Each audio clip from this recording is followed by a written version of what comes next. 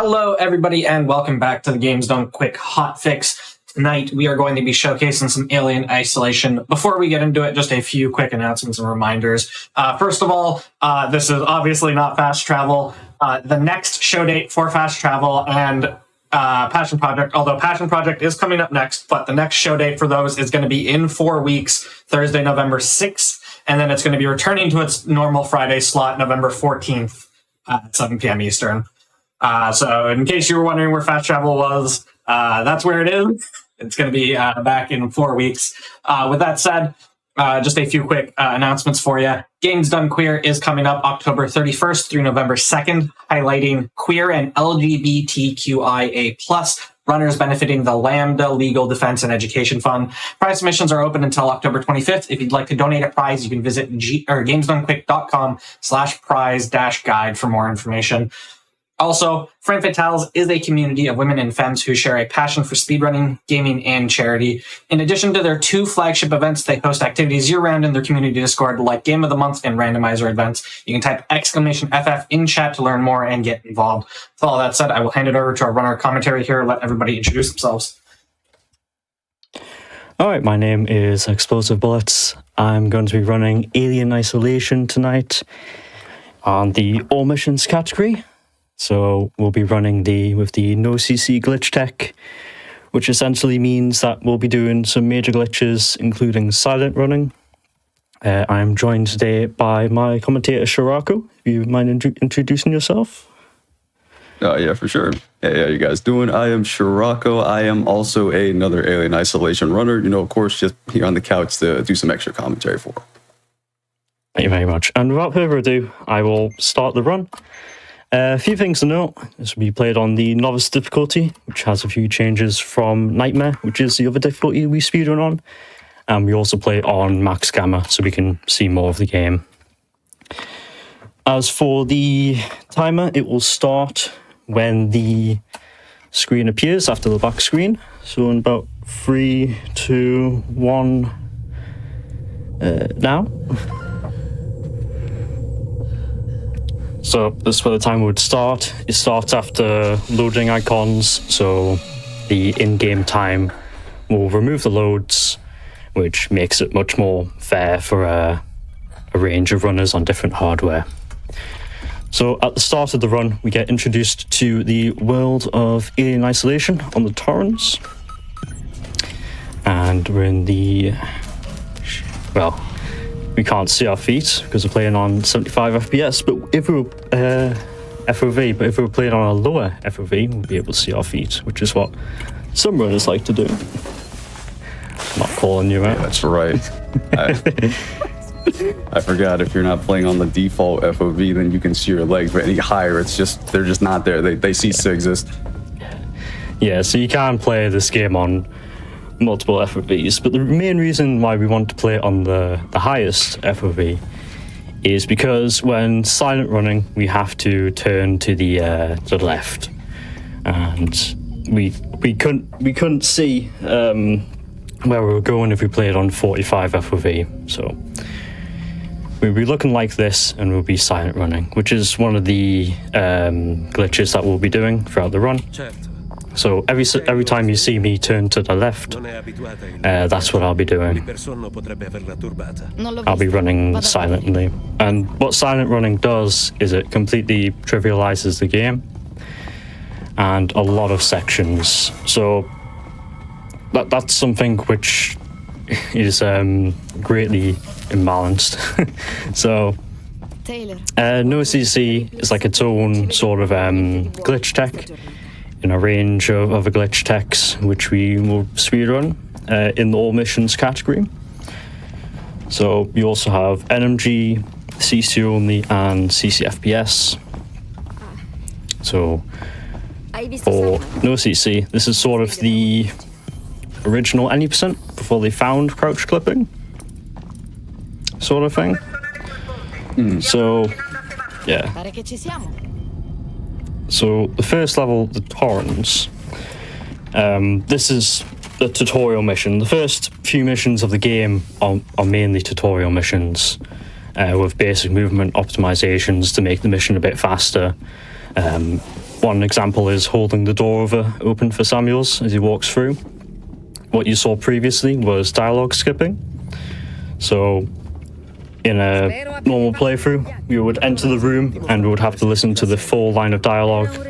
But by leaving the sort of trigger which starts the dialogue, it stops it, and then when the character's animation sort of resets, we can go back into the area which we can talk to the NPCs, and we can see their last line of dialogue. So that saves quite a bit of time over mission 1. That was a relatively recent find as well. Yeah. Well, at least compared to most things, right? Yeah. It was like a year or two ago, I think. Yeah, mission 1 has like multiple different routings. It's just movement optimizations and how fast you can skip the dialogue and how efficient you skip the dialogue. And we're already in mission 2. So in terms of story, Amanda Ripley wants to find her mother, so she's been on an adventure to find her, and she's had a little look with I believe it's what kind of the Anisadora. God, I almost forgot the ship. So the Anisadora picks up the flight recorder and brings it to the Sevastopol station, which we're on now. So we skipped the cutscene of how we actually got here, so it seems a bit jarring.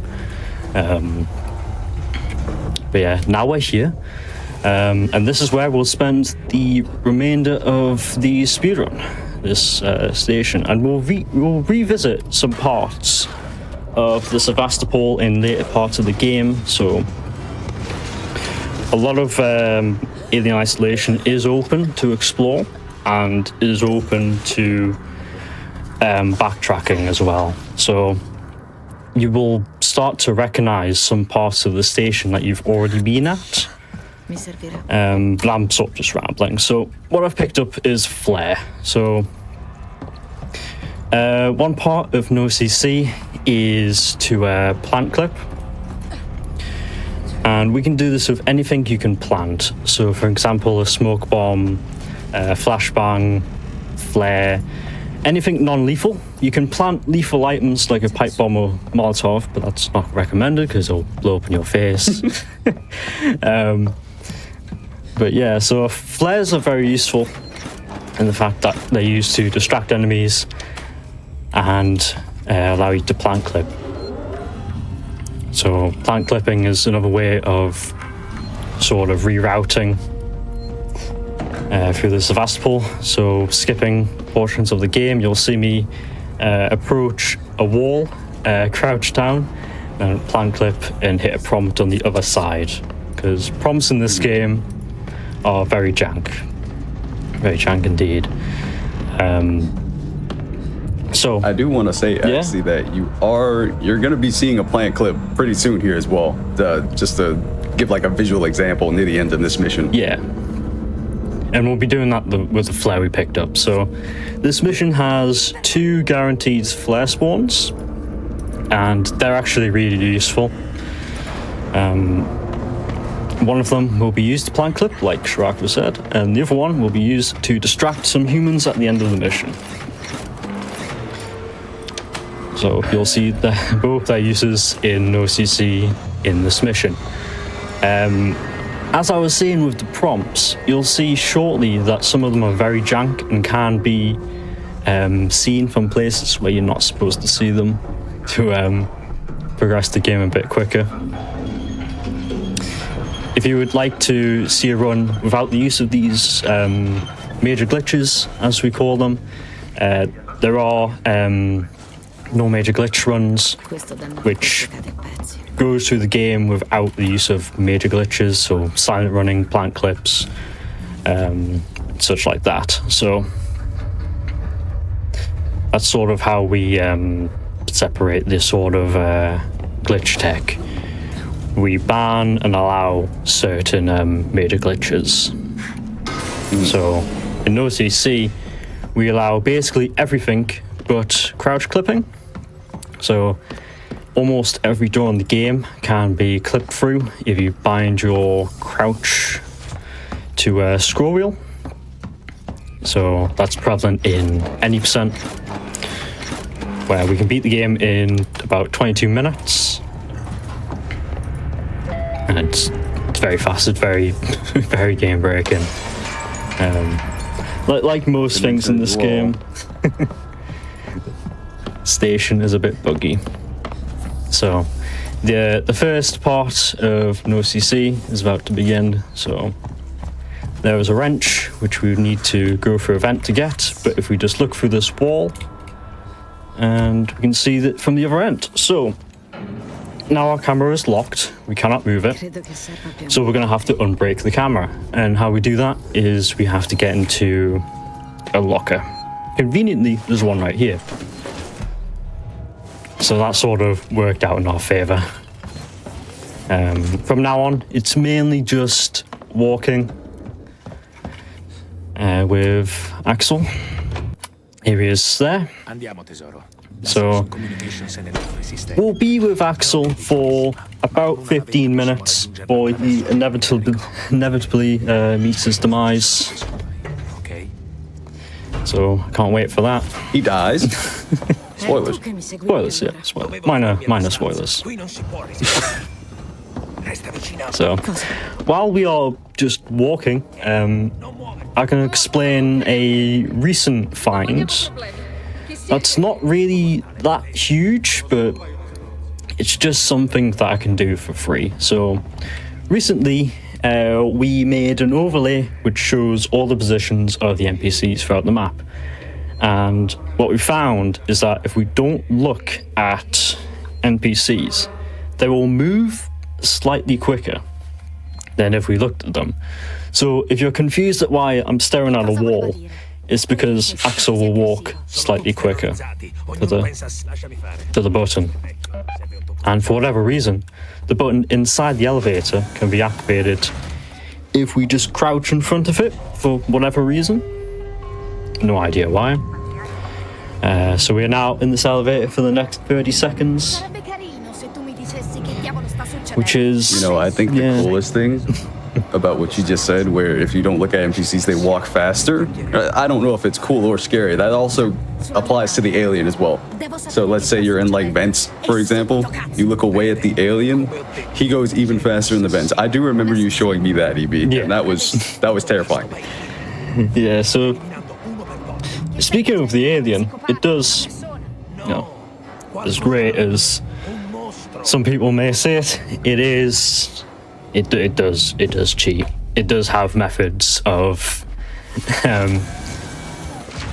getting to the player, or getting around the player, or knowing where the player is. It has its ways, sort of thing. So as speedrunners, we have to know the rules that the alien has to follow, and we basically have to break them. So, one thing that the alien will do is it will run faster if we don't look at it. It will also stab you in the back if you don't look at it. It will also cheat if you don't look at it. So, in parts where I do have the alien in close proximity, it's best if you keep it in your line of sight so it doesn't cheat. So the game can't do some magical business behind your back and have the alien kill you, because it can do some wild things, and it'll be quite cool if we can see that in this one.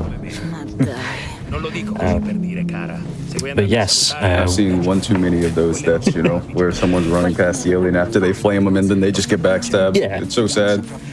Like, they'll flame the alien and then they'll turn their back to it and then they'll die and they'll be like, well, what? I flamed the alien. But yeah. There's just some things in this game which you have to know. You just, like, yeah. It's a learning process. So this is Axel's hideout. It has a few items in it. So one part of this game is the loot system. Once again, I'm looking away from Axel. So the loot system is basically how we craft items, and we have to manage our loot. So in a second, I'm going to open my inventory, and I'm going to go through all the things that I have, and how I'm going to work around that for the future. So at the moment, I have 3 sensors, so I know exactly what they'll be used for. For one, smoke bombs, and another thing is pipe bombs. So we'll kind of avoid items of loot, especially on novice, if we already have them, for one. So we can't loot more than 3 sensors, for example. We just can't. When we've picked up something, we can't put it down. So we can't get rid of it, so we're stuck with it. So we have to put it in something you can craft. Which is why you may see speedrunners avoiding scrap on novice or other common materials. But materials also have rarities, so the rarest item is the blasting cap. Well, we think it's probably the blasting cap or the stun baton. That's a hard say, actually. I'm not sure. But I do also want to say what you just saw was the plant clip there. Yeah. He does that to clip inside. Yeah, he clips inside of Axel. That allows you to actually get in front of him, so you could skip having to just sit and be dragged along. He also throws the flare there to distract the humans that are here, as well as the humans that are going to be in this next room. He's going to be able to go straight past them. So there were humans like around here, yeah. But now they're back there. That's crazy. They moved incredibly quickly. I want to see if I get the warp. A moment of silence. Oh. So, Hate to see it. yeah. There is a very, very rare chance that Axel can warp to you instantly. So I'm going to stare at this door. You're going to see some dialogue under, which shows that Axel is warped. There's some weird things, janky things that happen when you plant clip and run further than you're supposed to. When you're supposed to, you'll have to wait for Axel to warp to you. He will have certain places where he needs to walk to, and then stop, and then walk, and then stop. That's sort of the places he can warp to. So you can think of it as he has like certain positions, like A to B. So yeah, it's sort of some AI jank, which I don't fully understand.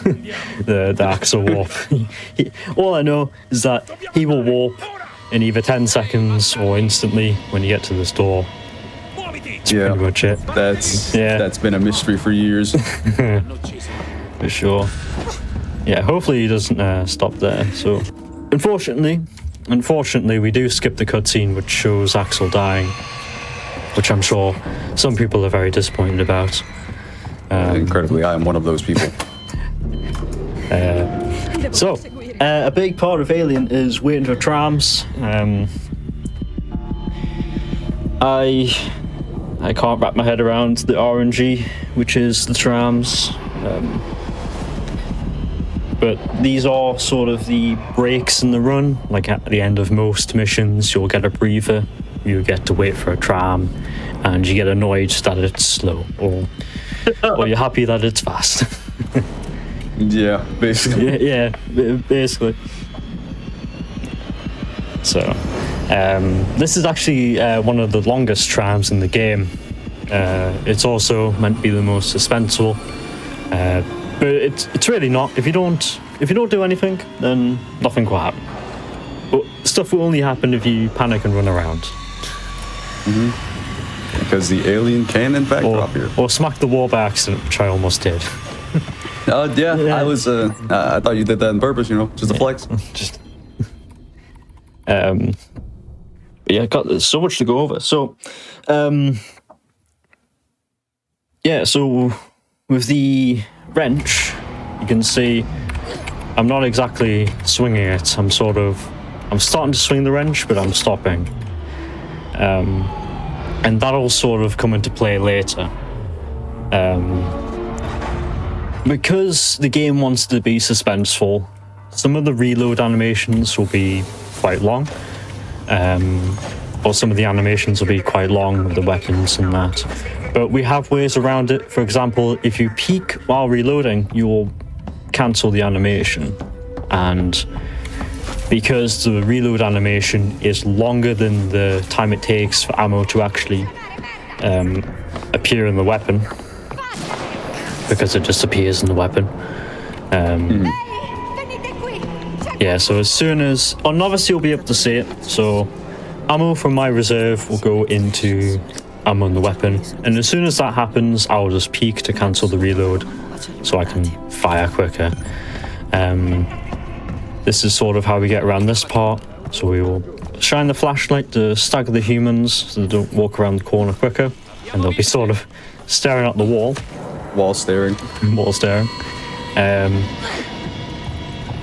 Yeah, God's run's going over quite quickly. Quite struggling to keep up. I'm surprised we're in 3, to be honest. The run's going over too quick. I'm going to be in mission 4 before I know it. So, the first weapon, the revolver, well, technically the second weapon. The first weapon you picked up was a maintenance jack in mission 2. But this is the first proper weapon you picked up. The revolver. First weapon you can shoot. So, the revolver is used for very specific purposes in the run. It's not really that... It's not utilized that much in OCC. Some of the weapons, like, they're not really... They're utilized more in other categories, in or like other... NMG or something like that. NMG. Yeah. In OCC, you're mainly going to be using either the revolver for lures or the flamethrower. I mean, the flamethrower is basically just going to be your workhorse for the majority of the game, alongside other items like flares and things like that. Yeah, so we can peek over that box to grab the access tuner earlier, or the upgrade for the access tuner. And textbook hacking. Yeah, that went by quite quickly. So yeah, so hacking is another thing, which it's like a mini game. The game Alien Isolation. Alien Isolation has multiple mini games within a game, so it's sort of a separate skill. Yeah. So these mini games, they vary from what we like to say green mini games, blue mini games, and yellow mini games. With the access tuner, we have green mini games and blue mini games, and those are the only two. So here is the introduction to the alien. There we go. This is in an unskippable cutscene, as far as we know. So we get a long. As far as skip this in CCFPS, don't you? I think. Yeah. But that's a different story, you know. That's whole another different tale. story. Whole different run.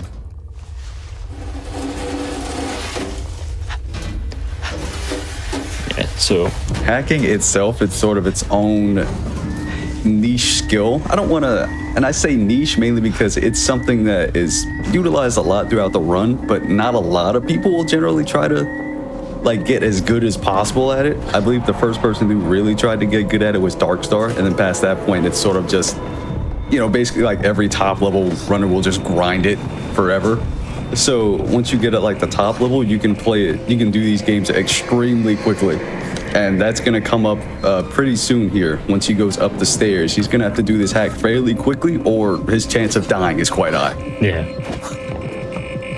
Oh my god. Oh lord. Oh lord. FPS bug moment? That's not good. Whoa, okay. I've never seen that. The game is dying. So what's happening right now is not intended. The game is dying. Certain moments in the game where it is. The game.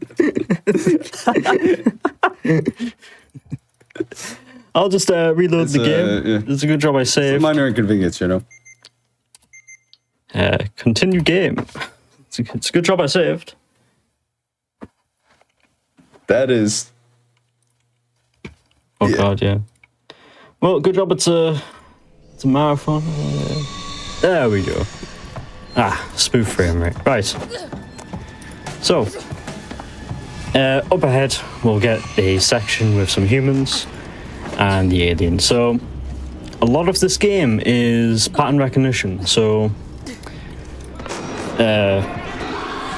when I look at situations like this, it may look chaotic, but it does play out in a few specific ways. So there, because the alien was already latched onto a human, he could just run straight past it. Yeah.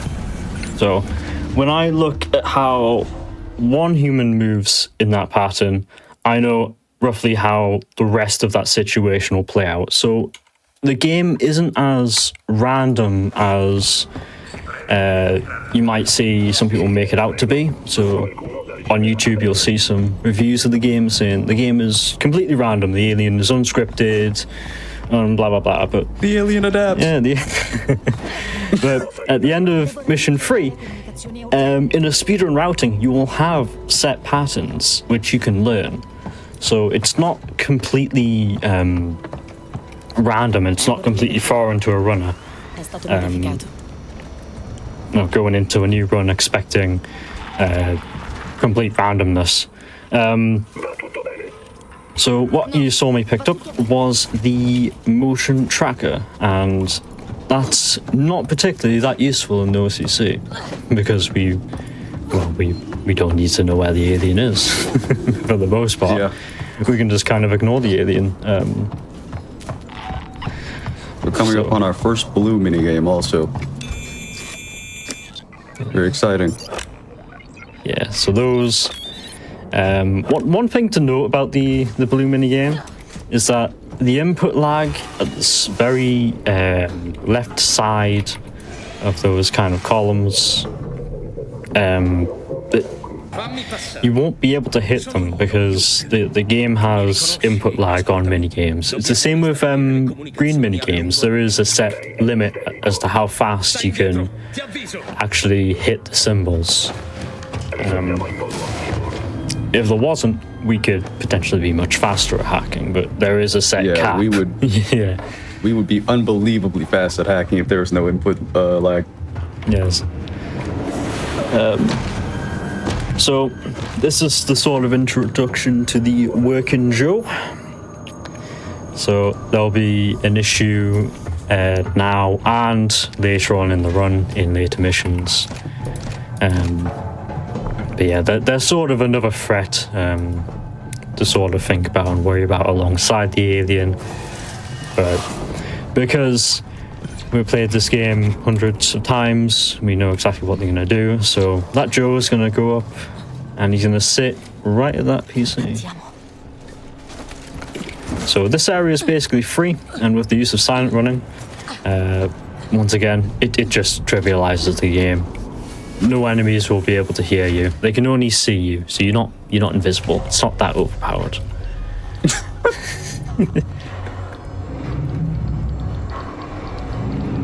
Yeah. So that's kind of crazy loot. I'm maxed out on blasting caps, which doesn't normally happen. Yeah. So what I'm gonna do is I'm gonna pick up a actually no, that's for energy. I don't need to pick up that blueprint because I don't need to use flashbang. But like I said before, you can't really destroy or dismantle items in your inventory. You'll have to keep them there. So we kind of max out on loot pretty quickly on Novice. So it gets annoying when we try to loot boxes and we just kind of get stuck there and we just stand there like a buffoon sort of thing. Yeah, generally your best course of action, I mean, especially if you're like really filling up on loot, is to just, even if you don't really have anything you need to craft, just throw it into something so you're never going to be full, so you can at least always loot. That's like the most optimal thing most runners do. I'm going to try and go for something... Oh, wait a minute. Pause. Oh. So what I attempted there was... Yeah. Do you want to go on and explain it, Shiraku? Yeah, I got you. So what he tried to go for there was the elevator clip. It is a precise clip where you use the android to push you back through the elevator out to the other side. Either out towards the other side, or it allows for you to press the button so you can get out of the elevator, and that saves 11 seconds, if I'm right. 10 to 11? Yeah, between 10 to 12 seconds. Yeah. So it's quite cool when you get it, because for one, it looks cool, and for two, it saves time. So that's like two upsides, no downsides. Yeah, no downsides, no downside. One downside is that's really hard. Yeah. that is a downside. So even in record runs, we don't. I don't do that. It's just not consistent at all. Sort of a trick where if you get it, it's cool, but if you don't, it's still all right, you know. Yeah. If you don't, it's not the end of the world. It's one of those tricks. Yeah, it's not the end of the world. There's plenty of RNG to ruin your day. Yeah, basically. I know we were doing a lot of talking during that, so the mission sort of flew by really quickly, but that's basically the end of 4.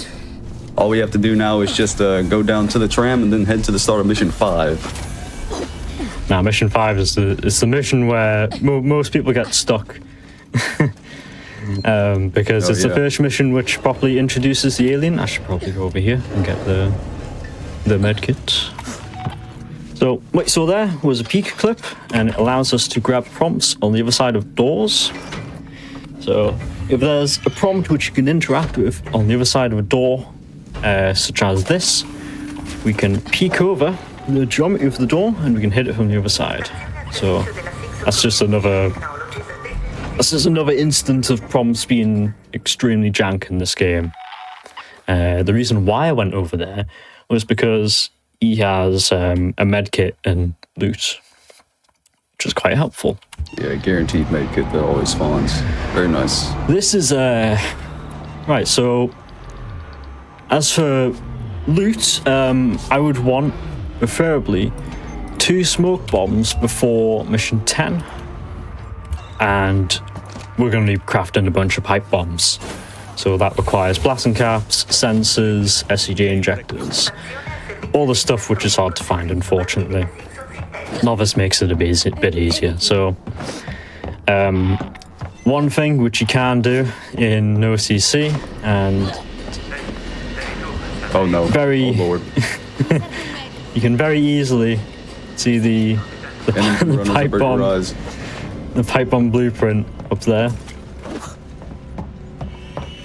So you can grab it from mission 5 when it's not supposed to be accessible until, I believe, mission 16. So you've grabbed the most powerful item in the entire game in mission 5. So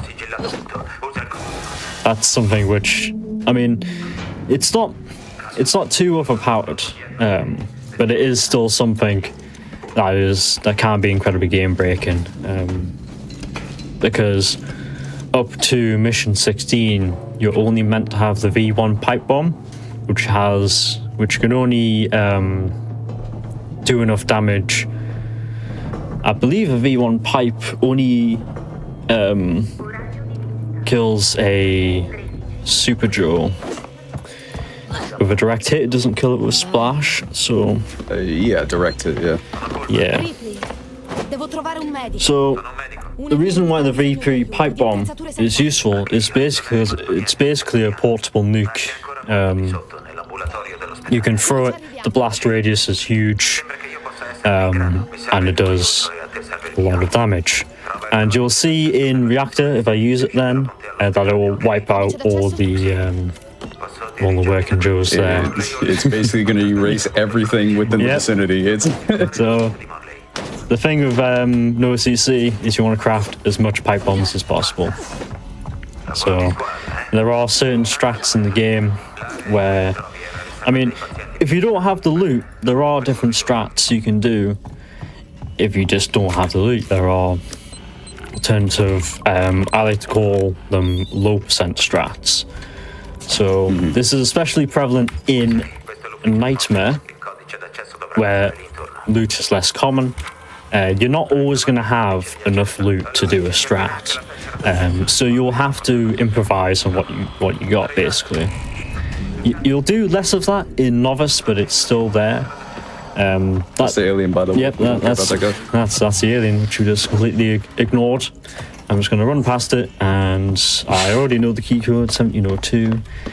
And we already know where the key card is, so if you already know where stuff is in the map, it trivializes the game. It trivializes the mission, especially. So there's the key card. And something that you might not know is that if you run over here, you can use the key card in the store. Like so. When you first play the mission, you're probably going all the way back through where you came from. Sort of like a backtrack. Yeah, that is the introduction to the alien. I hope everyone enjoyed. Yeah, I was terrified. Thank you. I know. Absolutely terrifying. Yeah, so Mission 5, which is this mission, Mission 6, Mission 7, they have a big emphasis on the alien, which we don't really care about in OCC. So, this game might as well be called Isolation, because there is no alien. Now, what he just did there, that probably looked very random. He was doing that on purpose because that was, I mean, you're a little bit more like knowledgeable on it if you want to explain that with the door. So, we don't actually have to go through that, but when we first sort of discovered that humans will walk faster or NPCs will walk faster when you're not looking at them, we thought that if you went in that room, he walked faster. But no, it's just if you don't look at Coleman, he walks faster. But it's just something we still do because there's loot in that room. So that's sort of why I went there. There's loot in the room, and Coleman will walk faster if we go in that room and we don't look at him. This is the start of Mission 6, so movement is quite important, so I'm going to try and focus to make sure I don't mess anything up. There are spots you can loot here. Man, those left turns are clean. Left turns are much harder than right turns when you're silent running. Yeah. Oh, that's not ideal. Clean. C'è una certa Linger, ufficiale medico superiore. Devo scoprire dove tengono tutto nel suo ufficio. Yeah, we haven't seen the alien yet. That'll be a running theme throughout this whole run. I'm running through the entire station, but the alien, he doesn't care. He only cares if I make noise. Because that's what he's attracted to. That's what will get him down, dropped from the vents. He doesn't care if I'm down here. He cares if I make noise. So if you just don't make noise, even walking, like walking on Nightmare, if you just walk this whole section, he will never drop. Yep. Because like, you'll see a lot of players crouch for long periods of time when the alien is in the vent. But if the alien's in the vent and he has no reason to drop because you haven't made any noise, he won't drop. He needs a reason to get involved, sort of thing. Also, when it comes to terminals, of course, EB's got the locations of all the codes memorized. So if he goes to them incredibly quickly, that's basically what he's opening the terminal for, to get the code because you have to.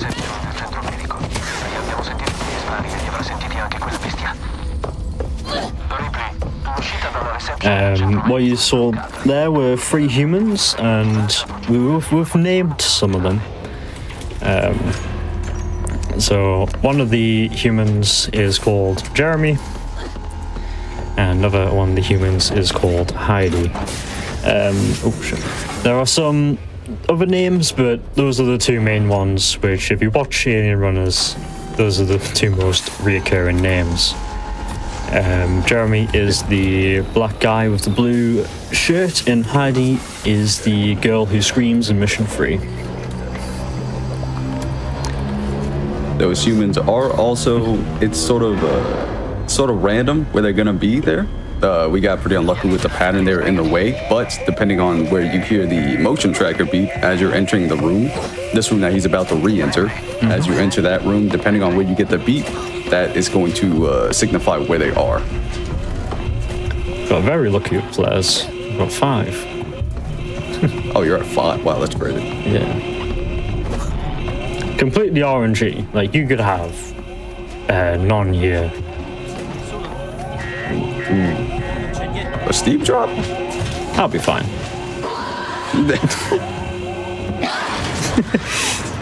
Oh, why? No, I was fine. I should have done a volume warning because some parts of this game are quite loud. So I do apologize on my part.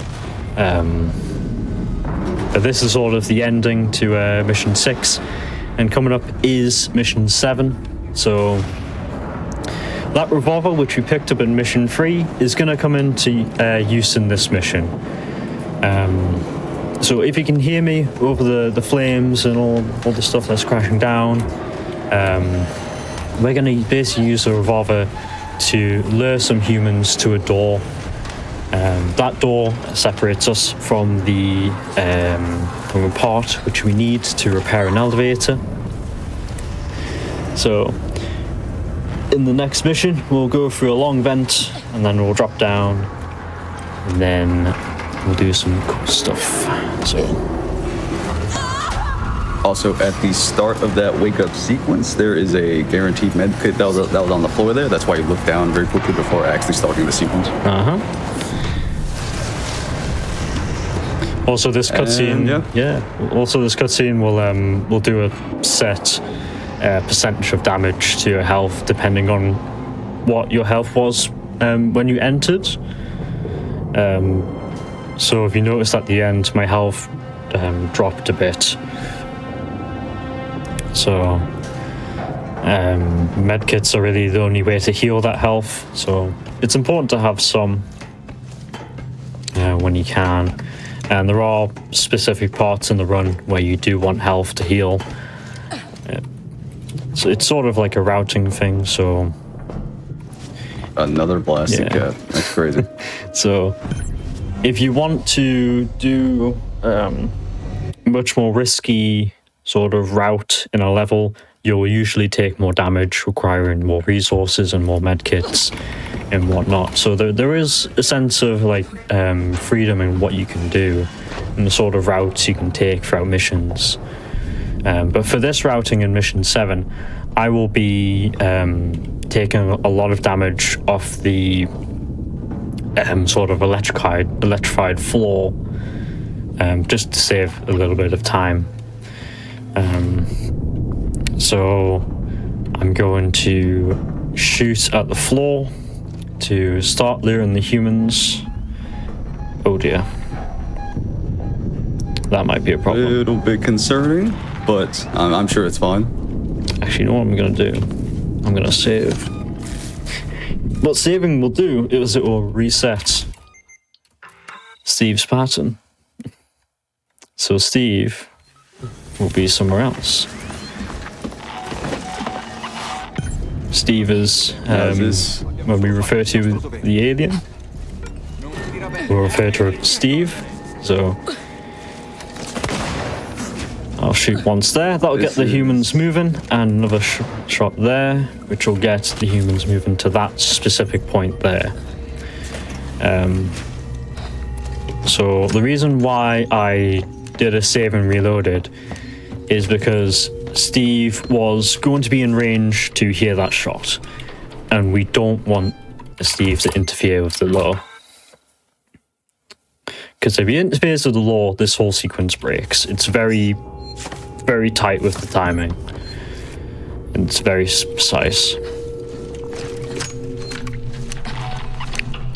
So hopefully, when I turn this corner, there'll be a human by the door. A lot of beeps. That's pretty promising. Yeah. So by shooting at the ground at those specific points, Jeremy is standing there where the second shot was, and this human is lured to this door. Only one human gets lured to the door. So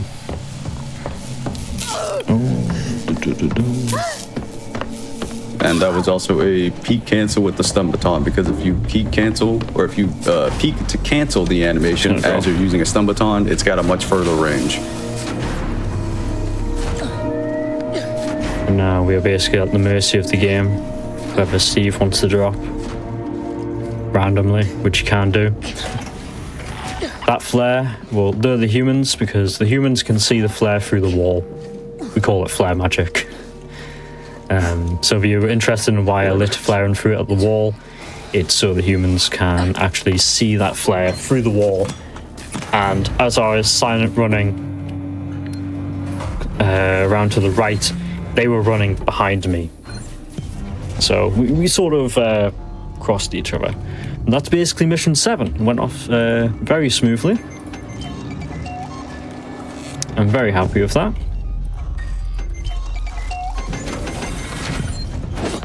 I'm moving on to mission 8. This is where we get Very smooth mission 7. Very smooth. Nothing went wrong, which is great.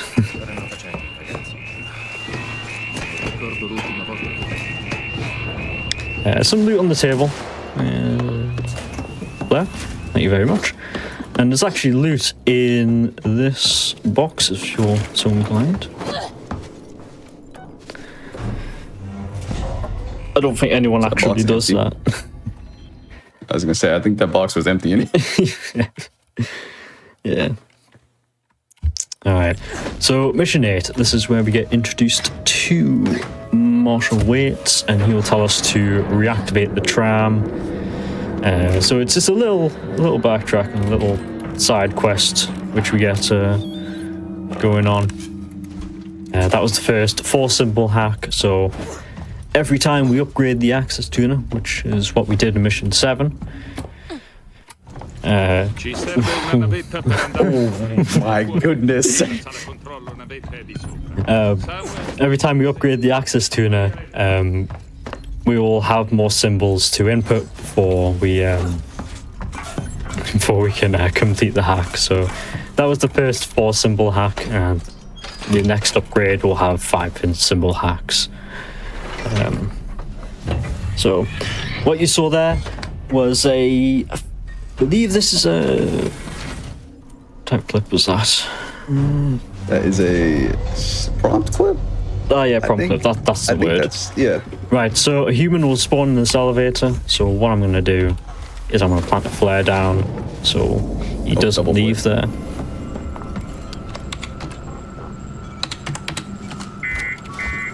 So I'm just going through the motions. I completely forgot that was a thing that could happen.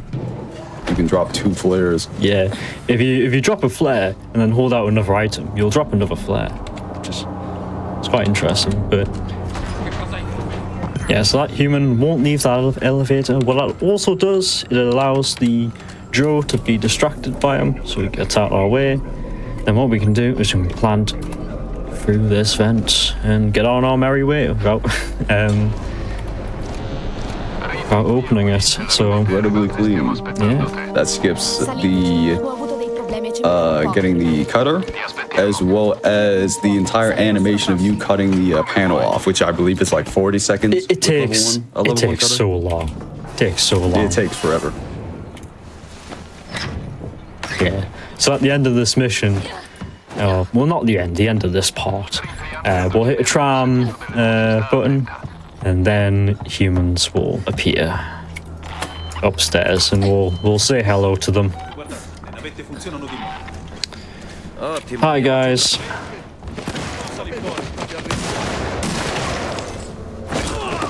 So What a friendly guy. yeah.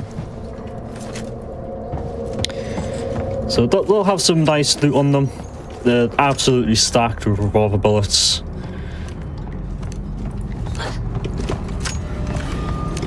This is some scrap. So at the moment, I'll check out my loot. So I can craft another pipe bomb, which is what I want to do. I will have a smoke bomb to skip a dialogue, which sounds a bit weird, but I'll explain as and when I get there. So at the moment I have 2 pipe bombs, and all I really want is more pipe bombs, more explosions. Exactly. Yeah. So, we're now going to make our way onto the best mission in the entire game. No arguments. Mission 9. This mission is so great because it's essentially an 11-minute auto-scroller with 20 seconds of RNG, which is fantastic. It's exactly what It's amazing. we want the speedrun. So we have got further with knowing more about Mission 9, but as it stands, Mission 9 is just it's great. It's great. It's fantastic. I love it. Some loot there. Guess I need it. I don't really need it. But there's loot basically everywhere in Novice. Yeah. Right, okay, so we're gonna speak to Marlowe. Marlowe is the guy who, along with his fellow buddies, which we'll see in Mission 9, brought the alien on board of the Sevastopol, and a lot of the lore, which I'm skipping because it's a speedrun, will sort of explain away on what's happening.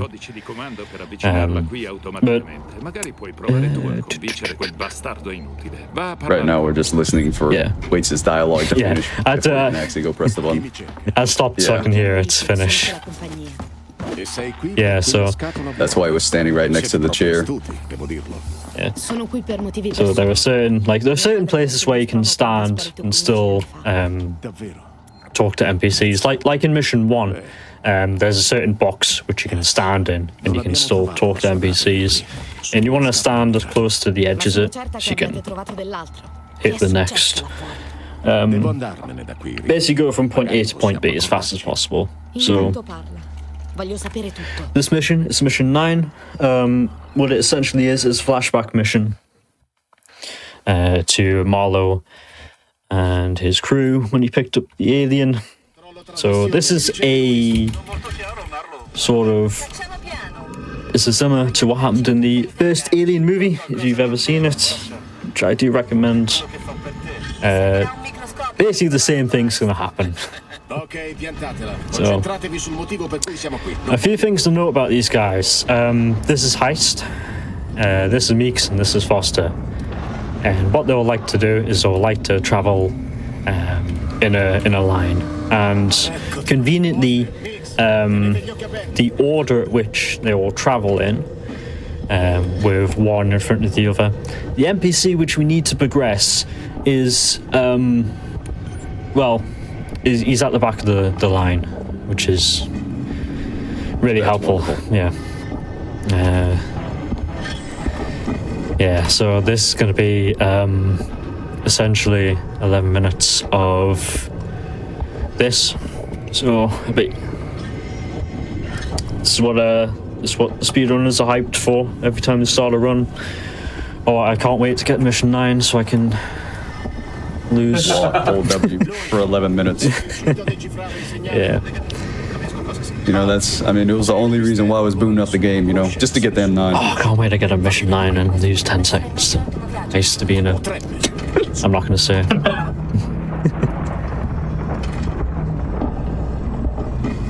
Yeah. So, there are some things to know about Mission 9. It's not entirely boring. There are some things you can do to speed it up. So, if you go into this corner, you'll hit the sort of dialogue trigger quicker, and that needs to end so the next dialogue trigger will activate, which is I'm going to need the lift, I'm going to stare at this rock, and I'm going to wait for Heist to get here. And Heist, his movement speed when he starts moving is completely random. It's really just a coin toss. But to speed it up slightly, if you look away from NPCs, they'll move slightly quicker. So you can make Mission 9 just that little bit faster. The tiniest amount. It's tiny. Anything, honestly, at this point.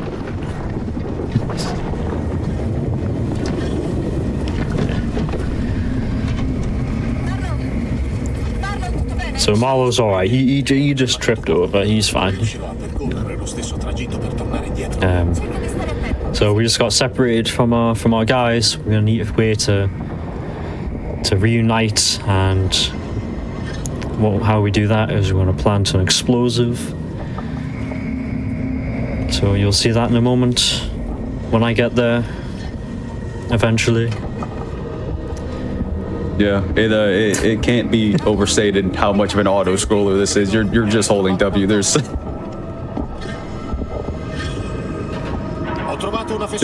a lot here, not a lot of tech, if you will. The only tech is look away from the NPCs so they move quicker. That's pretty much it. Basically. As soon as I can, I will detonate, and they'll start to walk up. So I just need to stare at this rock for when dialogue starts, and then that tells me that Heist will be give me a leg up. So we're going to command Heist from all the way over here to give us a leg up, and we'll just sit here and wait. It's good fun. Incredible. But in the next section, we'll be waiting for Meeks instead of Heist. So that's I know. It's going to be different. It's going to be new. Unexplored territories. I know. Yeah, we'll be waiting for Meeks to give us a leg up instead of Heist.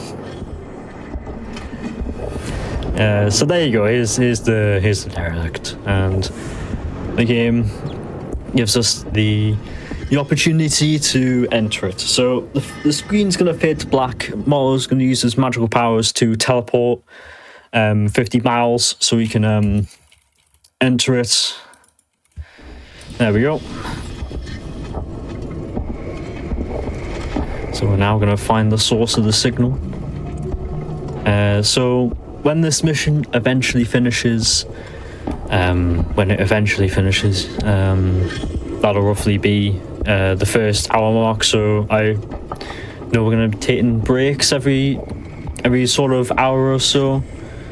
Is that still happening? Yeah. Yeah. So at the end of this mission, it'll be a good time to Perfect. to take a break. Yeah, because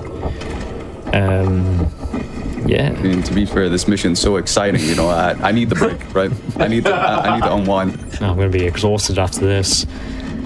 Need to calm your nerves. Yeah. Yeah, exactly. Some runners, when they get good mission 9s, they do get nervous. They're like, oh my god, this could be a new IL record. I gotta focus up, keep my lines. Yeah, this mission is just complete RNG, so there's not much as a runner with 2,000 hours. There's not much I can do. Yeah. I can't get any better at this mission, as far as I know. It's just walking. So yeah, I've done a lot of talking about the run. In terms of the story, we're about to go in here, and there's I believe it's called the jockey, space jockey, I think it's called. You can correct me if I'm wrong. Shrako, if you know of anyone else. Nope. Right, okay. So the space jockey, you'll probably remember it from the first Alien movie. We can actually climb up and have a look. I believe it still has the if I go around here. Yeah, it still has the chest burst hole there from the first Alien movie. So this is the same place. It's just very big.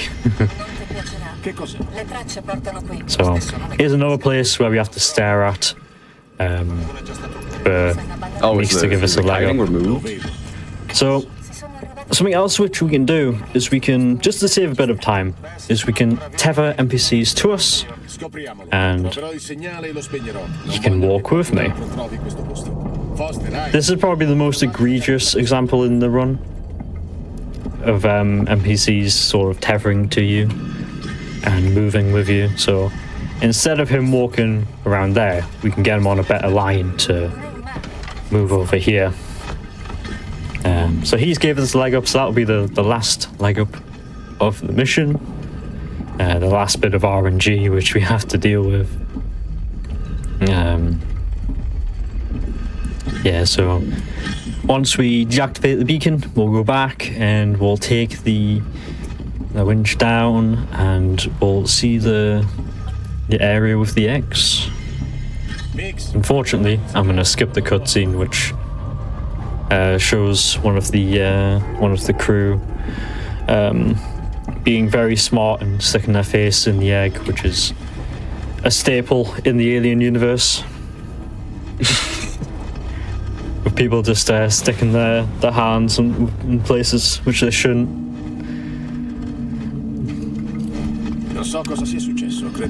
Not wearing the corrective protective gear and all that. Of course, multiple OSHA violations, if you will. Yeah. There's not really a lot to talk about this mission. I mean, I said a bunch during the rest, and they were over before I can finish. But this one, I mean, it drags. It really drags. It goes, you know. Yeah. You walk. So, wait. There's this piece of tech where. Tech. Well, hold up. So I can skip a falling animation. Oh, okay, I didn't. Oh, no. Right. so you'll get staggered there, but if you fall off at a specific angle, you might not get staggered. So that saves a bit of time. But yeah, that's basically it. We take the winch down, and it's basically a minute until this mission ends. From about, is it a minute? It's a minute from here until we get down. So about a minute and a half until this mission ends, and then we can progress to mission 10. So yeah. So mission 10 is it's a mission where we get access to the flamethrower, and the player is properly introduced to fending off the alien, which we're obviously not going to do because we can just silent run through the whole game. So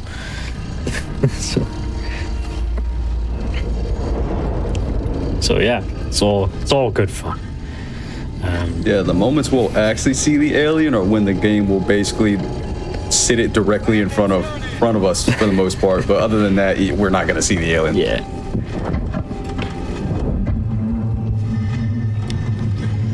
So you'll see I'm honestly surprised that none of the eggs have opened. These. Like, look. I'm not sure who that is, but like, damn. Right. That is the end of the mission. Perfect. Yeah. So during these, I guess, when's a good time to pause? Yeah. So right as the screen fades back in. Perfect. There you go. Awesome.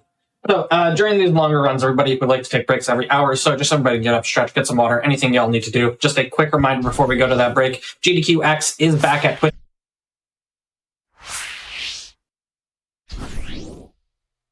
Hello, everybody. Welcome back to the Games Done Quick Hotfix. Today, we are showcasing Alien Isolation. We're in the middle of a run. I can hand it right back over to you whenever you're ready. Yep, so what I'm going to immediately do after I pause is a dialogue skip, so I'll count down from 3, and that's when you can restart the timer. So, if you're ready, so 3, 2, 1, go. So, what I'm going to do is I'm going to line up a smoke bomb, I'm going to throw it under weight, and for whatever reason, this makes them stand up and want to move. So, we're not entirely sure on why exactly this works. I'd love to know why. But now we have access to the flamethrower. So it's a if you're 20 lucky, second time save, isn't it? Yeah, 20 seconds. and he's standing, which is great. So you'll have a few different scenarios. So you might be sitting, you might be standing. Well, say through. There's two scenarios. You might be sitting or standing. So we got the standing one, which is great. It'll save about 2 seconds. So if he was sitting, he has to go through the animation of standing up. But if he's already standing, then that's great. He can just already walk towards the door. If I really wanted to, if I wanted to speed that up a tiny bit, I could have looked at the floor so he moved a bit quicker. So, you know, just to show stuff off. Golden eye straps. Yeah, literally golden eye.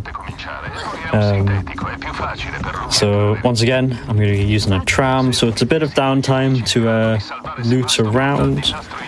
A weird thing with the trams is that they won't actually arrive unless you're in like a certain range to them. Because if you're all the way off in the distance there, the tram won't actually load in and arrive. So you gotta actually get back. You can't spend all day looting around. So for this next section, I would want something to plant. So I'm gonna use a flare, and I'm gonna craft my third pipe bomb. So I have a flare to plant clip, and that's pretty much all I need for mission 10. So yeah. And this is where the real fun starts. This is where a lot of people really start to lock in once you actually get the mission 10. And you get the good RNG in mission 9. Yeah, of course. Every run, good RNG. And just to clear up some resources, I'm gonna put some stuff in the med kit. That's pretty much it. An annoying resource is the charge packs, because I was maxed out and I haven't got anything to use them, so they're just gonna sit there, unfortunately.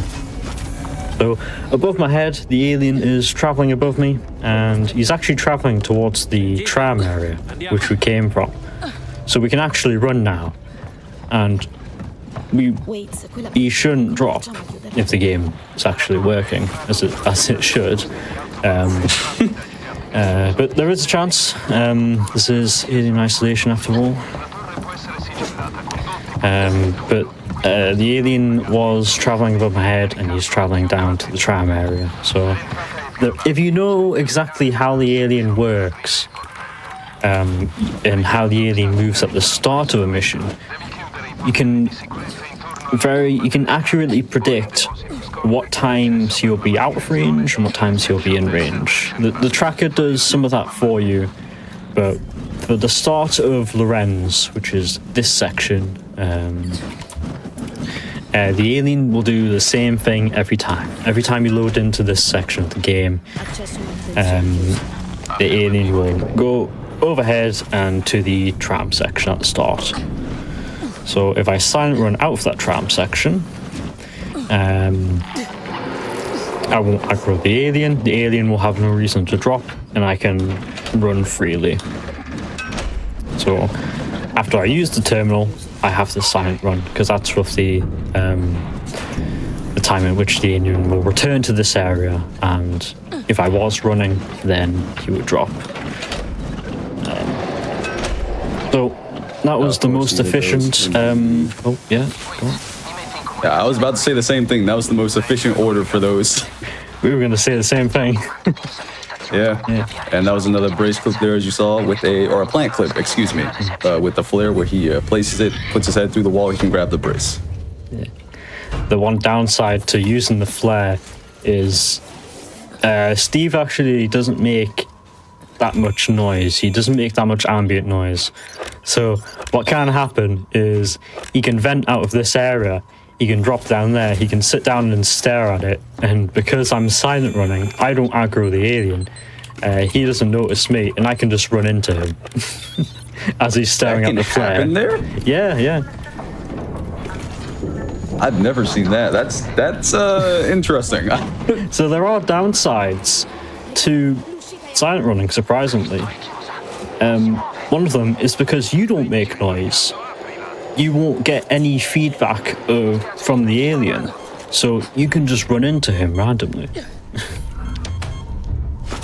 Like, That's terrifying, actually. Oh my. so Yeah, that's a scripted drop from the alien. He's guaranteed to drop down there. yeah, so you can lock both these doors, so he'll venture off elsewhere. The tracker on Novice is much more reliable than the tracker on Nightmare. So on Novice, I can hold that tracker and be fairly confident on exactly where Steve is. Because we plan clip it through this door, it's actually open. So if we didn't plan clip through this door down there, we couldn't exit this way. So that's just a bit more time save as a result of plan clipping. It gives us a bit more of an efficient routing. And since we're on Novice, we can just run straight through these guys. I don't really Not have worried about bullets or damage. Yeah. I don't really have to silent silent away. run. I can just run. Alright, that is Lorenz and Server Farm. Moving on to Gemini. One of the more interesting parts of Mission 10. This mission... Oh, wait, does she cough? No, you hate to see it. I'm sorry. Anyway, what we're going to be doing, we're free to run this section from the start because he's just not going to drop. He's not in range, so he can't drop. It's going to give us the second level of the cutter, and that is going to kick off the Gemini sequence. So what we're going to have to do here, we are going to have to flip some levers. It's very stressful. There's these cameras all over the place. We've got to flip these levers. There's going to be one next to the labs and one upstairs that he's got to do. And that is going to give you access to the KG elevator. While Steve is, of course, just all over the place. And I also want to say that all of this is a complete lie because you just come over this way and brace clip through the door and it will put you straight at the elevator. Yep. And you skip that entire section. Yep, here's the elevator. Right, moving on to KG. Or Project KG 348.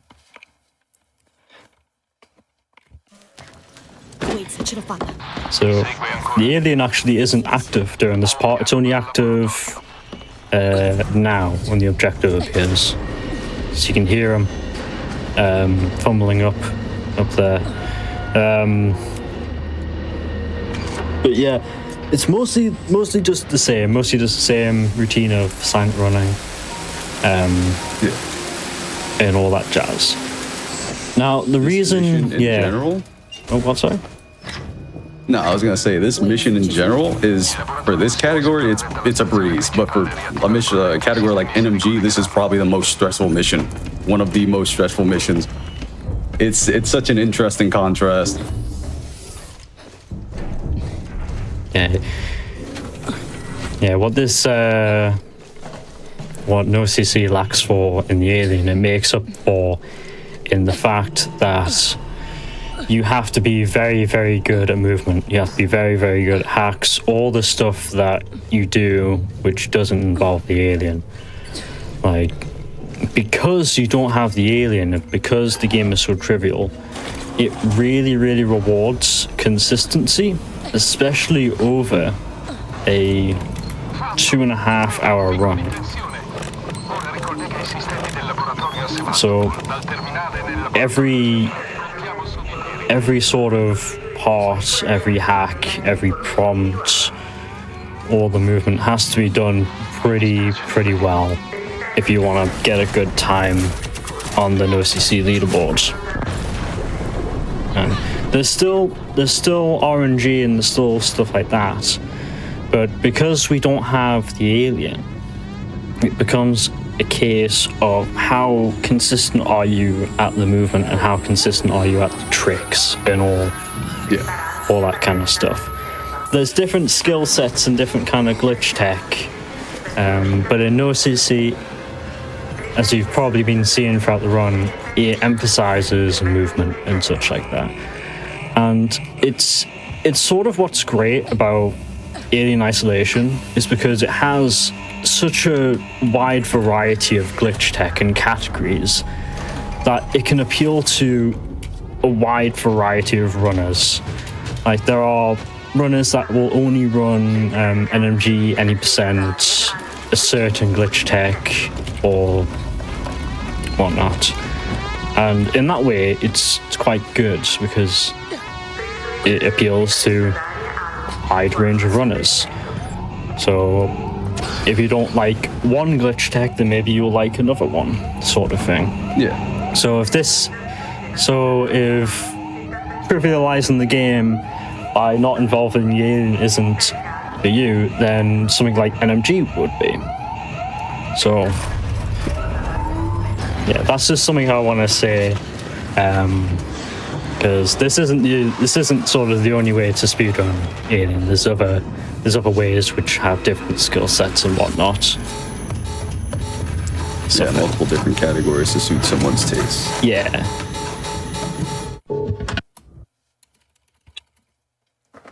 So that was mission 10. Relatively easy in OCC. Moving on to mission 11 here. So in terms of the story, we think that we've got rid of the alien. So the game's going to throw a bunch of humans and Joes our way to distract us from the fact that, you know, to make us forget about the alien for the big reveal later on. It's to take our mind off the alien, which we haven't really seen in OCC. But yeah, what you saw me do before, I should have explained the sort of mechanic of the flamethrower we use. So if you saw when I actually used the flamethrower, I I used it rapidly and not in one sort of. I didn't hold down the button. Basically, you basically want to use the flamethrower in burst because that's a lot more optimal than just holding it down. Much more fuel efficient as well. Oh, that poor guy. May he rest in peace. Rest up. May he rip. Yeah, that is what does Twitchy call that? Magic door? Where basically the mystery door. The mystery door. Yeah, the mystery door. There's a lot of different scenarios there that involves androids, humans, androids or humans, or nothing at all. Ooh, I can't show this off, but if I could, in mission 7, I used the stun baton to stun a human directly in front of me. If I had a stun baton, see if I can get one from this box. No. If I had a stun baton, I can stun that guard through the wall, which unfortunately I can't show off. But it is a strat better used for Nightmare, where revolver humans are much more dangerous. They can essentially two-shot you. When on Novice, it'll take about, say, 7-8 shots to kill you on Novice.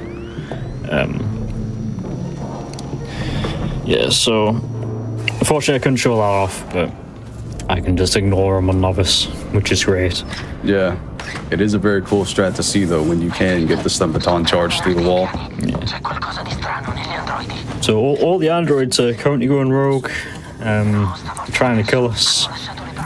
Like, that wasn't happening before, but it's happening all over the station now. In places where they shouldn't. So all that will be explained later in the story, about why that's actually happening. Mission 13 will have lore on why it's happening, so you'll visit the Apollo core and you'll see that some of the directives that the androids are given. Oh, he's lucky. Oh. That was scary. Oh, yeah. Mr. President, get down. It's all good. It was calculated. If he would have shot the human there on accident, that would have been a mission fail. Because killing any sort of human, or civilian rather, or important NPC is an automatic fail. A little bit sketchy. Wait, ci sono delle porte di sicurezza in quella strada. Puoi aprirle. Those guys do move sporadically. This mission as well is also very... It's pretty straightforward. And what he just did there was a grab cancel. That basically skips the animation of what? It's fine. Interesting. You'll see the sniper up here. I'll just deal with him quickly. So the reason why he appears is because the androids actually killed one of the humans downstairs. So we found out that if the android kills a specific human, then a revolver guard will spawn upstairs, and you can tell that he's spawned because the civilians will be scared of him, and they'll run downstairs. Oh, that's why they ran. Yeah, interesting. That's right. I forgot what I was even saying. The grab cancel. Oh yeah, grab cancels. So if you shoot an android as it's reaching out to grab you, that will cancel the animation, and you will be ungrabbable for a period of time afterwards. I want to say it's around like 15 seconds. Oh, it's 10. That. 10 seconds. 10? Gli androidi li hanno massacrati. Yeah, it's pretty lame. It comes into... it's actually good to know for reactor, where there's multiple androids, and we'll explain that as we get there. But grab cancelling, if you interrupt the grab animation of any sort of damage, it could even be as stupid as it sounds. You throw a pipe bomb, the damage hits the android as it tries to grab you, it interrupts the animation. So any sort of damage will actually interrupt the grab animation. And the game, well, they didn't want androids grabbing you all the time. So the reason why you get grab immunity after you grab cancel is because the grab immunity starts when androids go to grab you, not after they've grabbed you. So it's just to stop you from getting grabbed all the time. Like chain grabbed. So as soon as you cancel an animation, all the other Joes will just start punch you. Also, Joes here will have a random spawn location, so it's slightly annoying. He made me lose a few frames because I had to shoot him, which is not very nice. If you are low HP though, androids will try and chain grab you, right? Like everybody tries to grab. So so this will happen on Nightmare, because androids will punch you for more damage and grab you for more damage. There are cases where you can grab cancel, but then a Joe will grab you, and that's because a grab is the animation for a Joe killing you if he's in range to punch you. That's sort of the animation that happens. So you might be a bit confused at why an android grabbed you as you grab cancelled, but that's why. It's sort of the death animation. Ooh, did that lose you bullets? Yeah, that's another thing. Like that's what makes this game great. It steals your ammo. Oh, I don't think it did.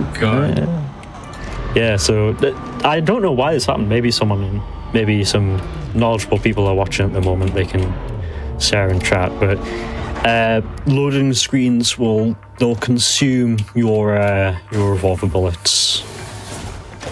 That's the most common thing. I don't know if it consumes other ammo like flamethrower ammo or shotgun ammo, but the most common thing I'd say is revolver ammo just disappearing because the loading screen is hungry. It likes to eat your revolver ammo. I don't know. I don't know why it happens, but revolver ammo just disappears in loading screens.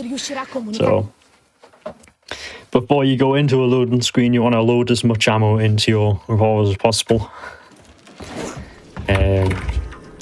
Little time save there instead of actually walking around and get the terminal from above. It's another sort of jank prompt thingy-majiggy. Yeah, so thankfully... Standard code entry here. Oh, very nice. So you can actually enter codes with your numpad or the top row of keys. For 8382, I like to use the top row. It just saves a hell of a lot more time than navigating using your arrow keys. That's why you can see me input the code so quickly. Yeah.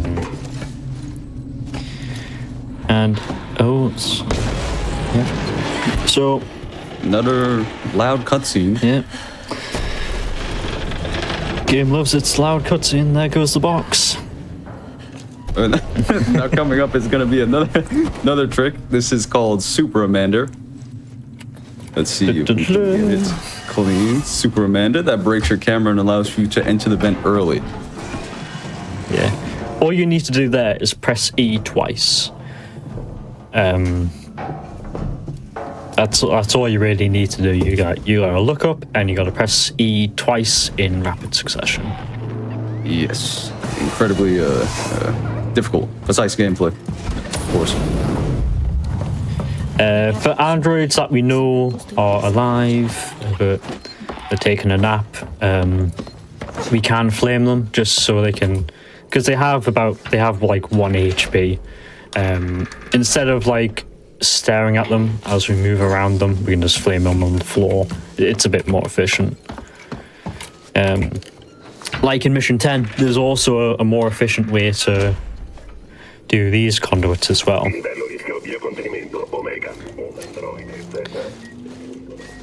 So, like so. Start silent running there because one of the androids in the pile wakes up. The android will wake up in whatever room you do the second conduit there, so whichever order you do. So, coming, you'll hear some loud noises. That's just Samuel's beating the crap out of this android here. Doing his thing. Stabilirò una comunicazione diretta con Apollo. So he's going to have a very nice conversation with the android, very polite. Very respectful. Yep. And then he'll be on his merry way. Coming up is the showroom, which you're going to have to exit. You need a key card. The key card is going to be on the same android every time, but to actually be able to damage that android, EB is going to have to reach a certain point in the room. You'll be able to see that here. Going to run to that point. There's the pipe. Very nice. Very clean, actually. No cartwheel, but he did fly forwards. Love that. He did. It's just the most efficient way to do that room. So there's multiple variations. But the thing you have to know is that you can't, like Shirako said, you can't damage the androids until you get past a certain point in the floor. So we have to get to that point, turn around quickly, throw a pipe bomb in a very specific part or point, which makes the android sort of float towards us. Fly towards you. Float. Fly towards us, fly. He doesn't float. There are times where he may fly gracefully towards you. Yeah. And these events you don't really need to worry about on Novice. On Nightmare, generally you'd want to be a bit more considerate, more aware of your HP, but, you know, of course we just tank these on Novice. Yeah. The good thing about no CC is that for the next mission, we do need to be on less than 100% HP to heal, because one of the most notorious tricks in the run is coming up in the next mission. Anybody who's played no CC knows they're getting flashbacks right now. Yeah, so not even just no CC. I guess the game in general is just that notorious. Yeah. Yeah, so like over the years, the speed at which Mission 13 save clip has been done, it's been done faster and faster every year, and now we just YOLO it. We just completely YOLO the lineup. So it sounds really crazy when you hear that the lineup is for a pixel-wide hole in the wall that you have to position your camera in, and you can only hit it from a certain angle. So you have to stand in a specific spot and you have to look in a specific spot. And it's, I want to say it's consistent, but it doesn't feel very consistent at times. It's just that sort of precise. So hopefully I will do a good job at showing that off. And maybe if I want to, if I feel like I'm confident enough, I might attempt the strat of all time. Maybe. Look at all this loot. This is something you only really see in Novice. So I can craft my third pipe bomb.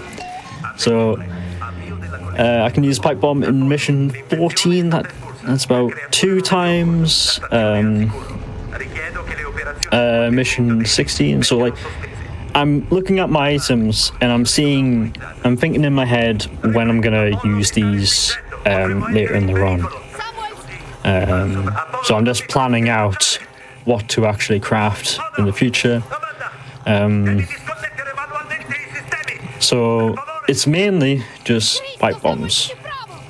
So that makes it really easy for me. Yeah, he was not overstating it earlier, talking about how strong pipe bombs are. They are insane. They're incredibly important for the no CC run. Yeah. Also, if you don't know this, the routing in this room is the same every single time. So we don't have to wait for Samuels to tell us, well, where the conduits are. It's a clockwise circle, so that makes it really easy for us. If certain parts of this run were randomized, that would be horrendous. This would be painful if it was random. But thankfully, it's the same every single time, so that's great. Another thing to note is the game wants you to stare at stuff. So if you're ever stuck in this room, you need to stare at Samuels because the game wants you to look at him. If you're not looking at Samuels, the game doesn't progress. You're literally stuck in this room.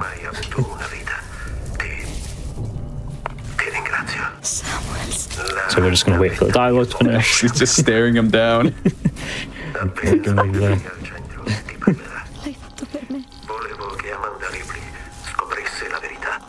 Okay, so once he drops down a bit, you can go to this door. So you don't want to stand too close for whatever reason that delays it opening. I've got no idea why. And yeah, so doesn't matter if I trigger the cameras. See if this guy grabs me, dropping him. No. I don't know why I thought that. It is novice. You can't just run past Joes and they'll just, they won't even notice you. Like sometimes I think I am just invisible. Honestly, yeah, basically, this guy. Oh, that made me nervous. That made me nervous. Yeah, if you scroll this cart, it can bug out, and you can lose runs because you can't jump in this game, but the game has 4 damage, so it sounds counterintuitive. But if you scroll that cart, it will teleport to the other side, and it will leave you suspended in the air with nothing under you. So you'll just fall, which is not great. So I'm using the scroll wheel to input with all these things like tram buttons and conduits and etc. But I'm using E to interact with that tram so I don't fall to my death. Yeah. That's another thing That as tram well. is actually used in a 100% strat as well, which is very cool. It's an out of bounds. Use that tram. Yeah, you can go out of bounds in no CC. It's just you can't crouch clip, sort of thing. So it's not like an inbounds run. It's sort of like it's different. Yeah. It's just that, like, we don't have to say no out of bounds because you can't get out of bounds in an MG, for example. You just can't, unless I'm missing something. But yeah, that was mission 12. We'll now be visiting the Apollo core. I'm so tempted to do that. I'm so tempted. A couple of attempts, maybe. I don't know. It's up to you. Basically, there is a hack which the devs made quote unquote impossible to do without lowering security. But I'm feeling a bit confident, so I will attempt to show it off. It would be very unlikely that I get it, but it'll be cool if I do get it. Yeah, it can't really be described just how fast this hack goes, and just how difficult the input lag on hacks make it as well.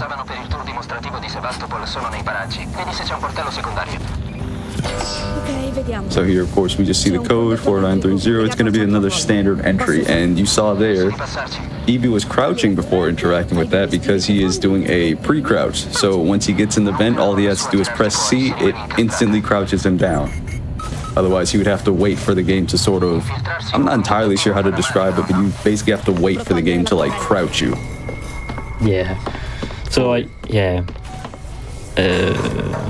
Right, so if you ever noticed when you are going to crouch under something, like that's lower than your character model when crouching, you'll sort of stay stationary even though you're holding W.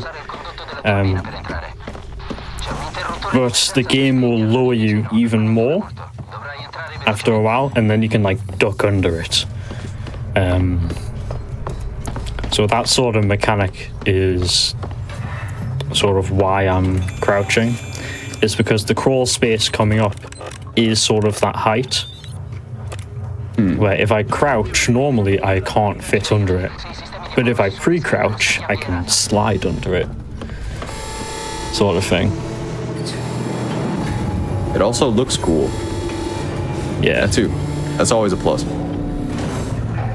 So I'm gonna crouch and then I'll instantly be moving forward. So if I didn't pre-crouch, I would be stuck there for a second and then I would then move forward. Right, so I just broke my camera. There's a lot to explain in these next 30 seconds, so I'm just gonna let That was you incredibly talk. fast. Yeah. So what he just did there with the flare was he used it and then peeked. What that does, it breaks his camera, and then he switches to the med kit, and then uses the med kit as he unpeaks. Do you unpeak? I can't remember. It's been a minute. You on peak. Yeah. You unpeak, and then that is going to permanently break your camera, which allows for you to grab the save through the wall. I'm not gonna lie, I didn't even realize he did it. That was insanely quick. That was a textbook save flip.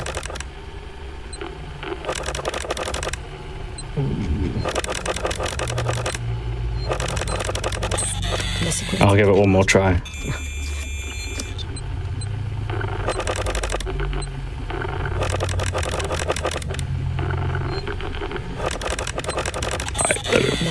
It's yeah.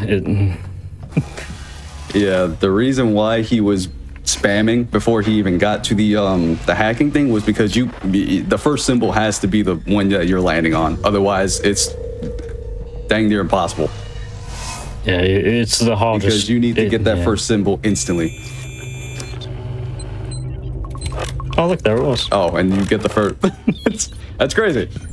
But yeah, it took me many attempts of trying, but I did manage to get that hack in an IL run, which I'm very happy about. But the reason why this hack is so difficult is because of the input lag, and because if the symbol isn't the first one, you literally don't have enough time. The input lag makes it literally impossible to,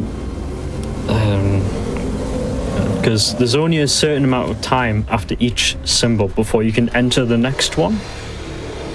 That's a better way to describe it. Yeah. And the time it takes, the total time it takes to input all the symbols basically equals the time it takes for that hack to run out, for you to run out of time. Yeah. Borrowed a few frames. It's incredibly precise. But it is possible. So. Yeah. I feel like we should put a big asterisk behind that. It is possible, you know. Should you do it? I don't know. That's No. Is it worth it? It saves 15 seconds, roughly, I think. Sei collegato, Riccardo? Right, so mission 14 is the introduction to what we like to call the Super Joe. It is a more armored version of the Working Joe, which can't be shocked or stunned by the stun baton. Mi dispiace, Riccardo, che sono un pesce piccolo. And it's basically got more health. It does more damage, I believe, than the normal Working Joe. And you can identify them with the hazmat suit that they're wearing. We were going to be introduced to them in mission 13, but we kind of skipped over it. we kind of skipped that part. So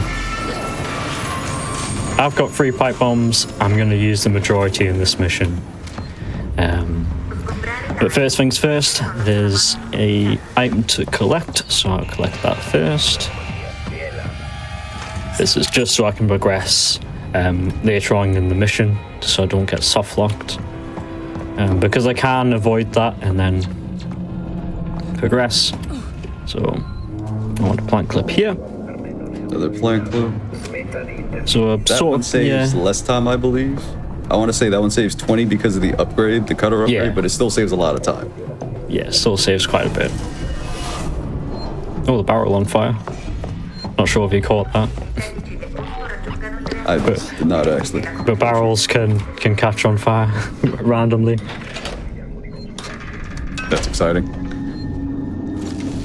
And then we just want to throw an EMP at this Joe.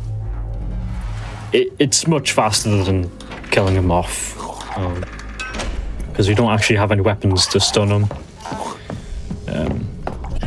So we can just leave him be.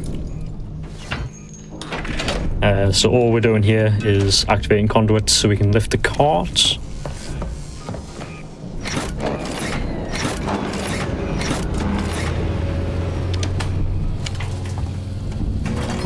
Oh, there he goes.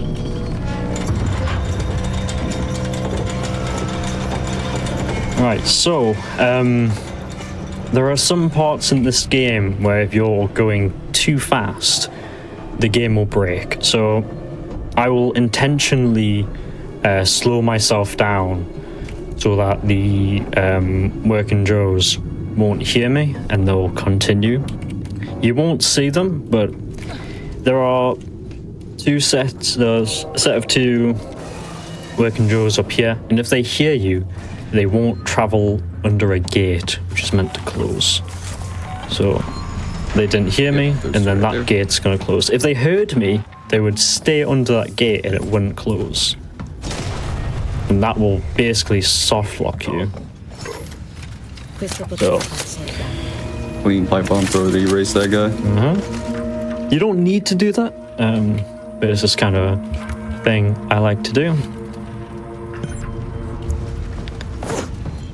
So quickly input the code into the terminal.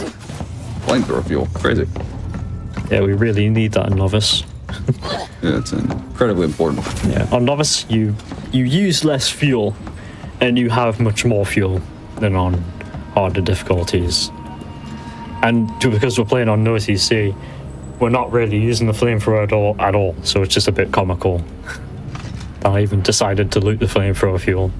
Yeah. Yeah, but we got introduced to the most useless weapon in the game. Say hello to the bolt gun. This has one use in the entire run, and it's just to make the reactor entrance slightly easier, which is actually coming up right now. Yep. Its first use is coming up, and then you're never going to see it again. Yeah, so this is mainly to take care of the hazard Joes. We can just stun them and get going. I'll use the flashlight so he turns towards me, so more of his hitbox is showing, so I can hit the shot easier. I have more ammo, but shooting the Joes over there it's quite difficult. So it doesn't really matter what way you go. It's a symmetrical sort of. There you see an example of a grab cancel as well as the cooldown at work.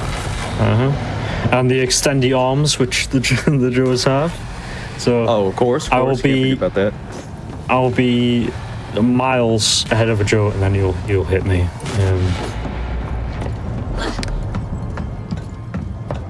So I'll run past the Joe, and then 2 seconds later, he'll hit me.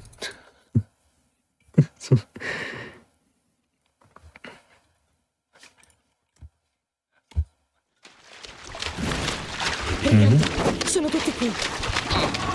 Nessuna scomparsi. Tutte. Here, and it's also very fun to do in runs. Yeah.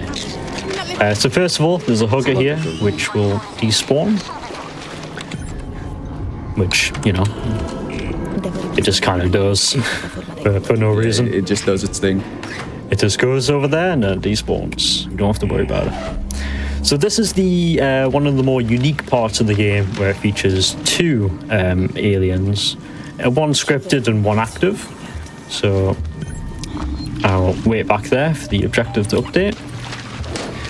And I will smack the top to make sure the active alien will drop down. And there he is there. So. And you heard the other alien run in, so both aliens are over there. I'm going to So they're out attempt of our way. to hugger boost. There we go. Wait for the hugger. Because that's the way really? you can sometimes die here.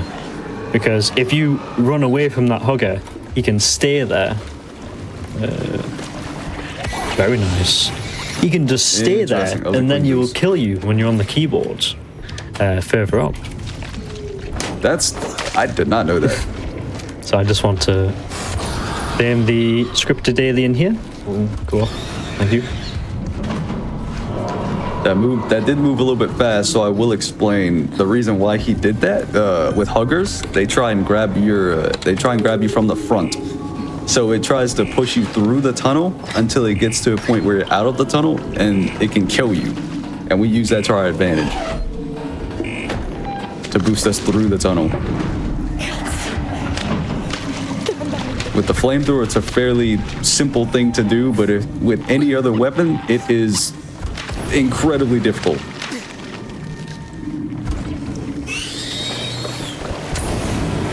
Yeah, in 90% you'll see us hugger boost with the shotgun, which is probably what the most of you are familiar with, the 90% shotgun hugger boost. But it's much easier. Frames, isn't it? Yeah, it's much easier with the flamethrower, because the actual flamethrower, the hitbox of the flames are so huge like you have a lot of leeway to kill the hugger. Posso distruggere il nido. Apart from a projectile you'll see from a shotgun. Posso attivare tutti i nuclei. Poi li sovraccarico e avvio. Right, so reactor. So Qualsiasi cosa sia qua. I will shoot to get Joe's attention. Some of them will be on the kind of mini games over there, so I'll just shoot to get their attention and get them off.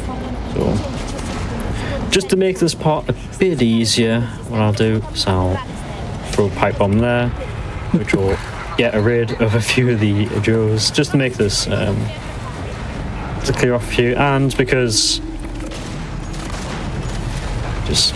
I will kill off that Joe there. As you can see, they stood no chance. It was they weren't winning against that pipe bomb. No. What you saw of the shotgun is every time I shot, I could shoot again almost immediately without actually having to pump. So what I was doing is I was firing the shotgun, pressing the peak key, which cancels the animation, and then I could shoot again. And there's a sort of rhythm to this. So I'm gonna reload the revolver, and as soon as I get to 6, I'm just gonna swing. So as soon as the ammo is in the weapon, I can cancel the animation and I'm free to do other actions. So what you saw there was the most efficient way to actually do reactor. On NMG, it is a bit different from what I recall. I believe they go right side, right? Yeah. Because it's a little bit safer. On Nightmare, that is. Yeah, it's just with how the Joes are all positioned around reactor. It's just better to go left because they're all grouped up. I actually timed going to the right and to the left, and they're both roughly the same time. It's just where the Joes are actually grouped up. Yeah. So yeah, that's the end of reactor. After this will be mission 15, which has a focus on the green minigames, the green hacking. Riccardo, sto per distruggere. And it should be roughly the next hour mark by the end of mission 15. Sounds good. So from now to the end of mission 14 is about, I want to say, 2 minutes, and then mission 15 is about 10 minutes. So in roughly about 12 minutes will be the next, 12 to 13 minutes will be the next break. But until then, this is the end of mission 14. Of course, stacked on loot, Ce ne sono ancora. more than I need, really. Novice moment. Mi dispiace, Riccardo. So by purging reactor, we just released all the aliens onto the station, but nothing really changes because in basically every map we'll only have one alien active. So that's only until mission 18, where we have 2 at one time. But although the game is telling us that, oh, we released all these aliens in the next sort of maps and missions, there's only going to be one, which we have to deal with. Or which we don't deal with, because we're playing OCC. Yeah. It wants us to deal with, Yeah. I guess we could say. Wants us to deal with. So, I'm just going to craft my second and probably last pipe bomb that I'll need. So I have 2 pipe bombs, 3 Molotovs, 1 EMP, 5 flares. So this is pretty much everything that I need for the rest of the game. At this point in Novice, you'll basically have everything you'll need for the rest of the run. Because the loot is just that plentiful. Right, okay, on to mission 15. That was a very smooth 14 though. Nice reactor, good nest, crazy boost. I agree. That was pretty clean. That was pretty clean. Yeah. Right, okay, so in this mission we're getting on to the Anisadora.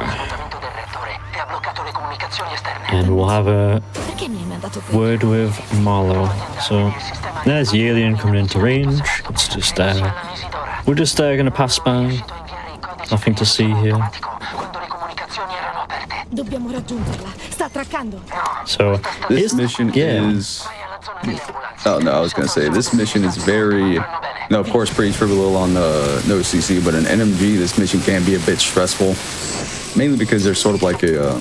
There'd be a 50-50 in the next section, whether the alien decides to come back to try and chase you or not. But, you know, of course, no CC, we don't care.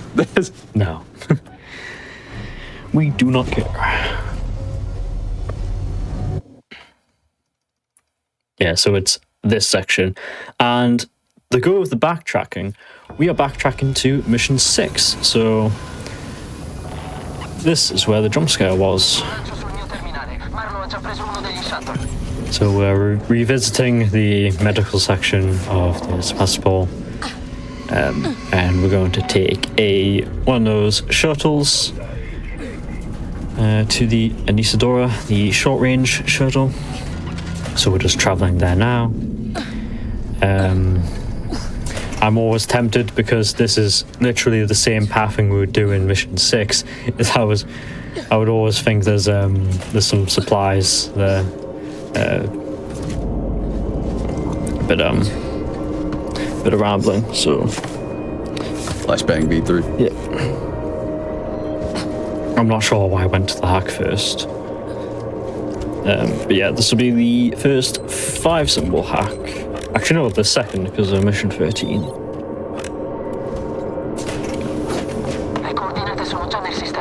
So on the Anisadora, the security is a bit lower.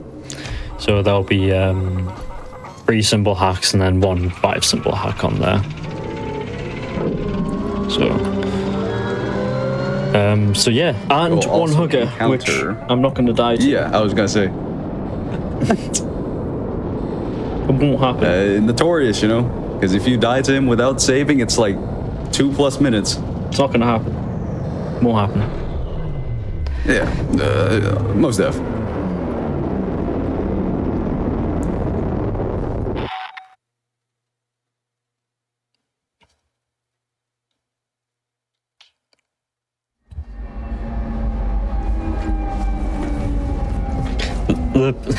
The problem with the hugger is because it's surrounded by boxes, and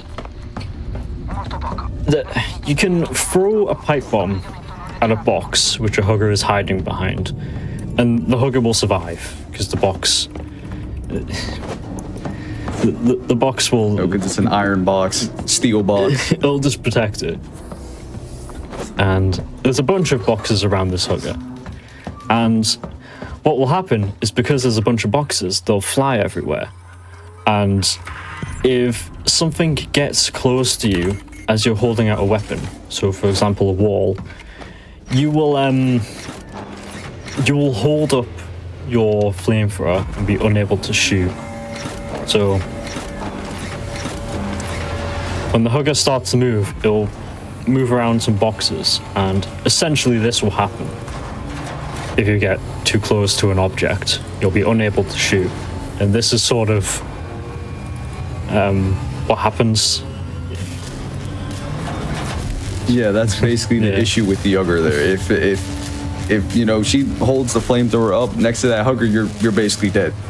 Most of the time you're not going to be able to react to that or try and salvage it. I won't be able to hit that bottom one. That's the problem with these blue mini games. There are some patterns which you can't do as optimal because they're too far to the left, and the input lag on mini games prevents us from actually hitting them. So here we go.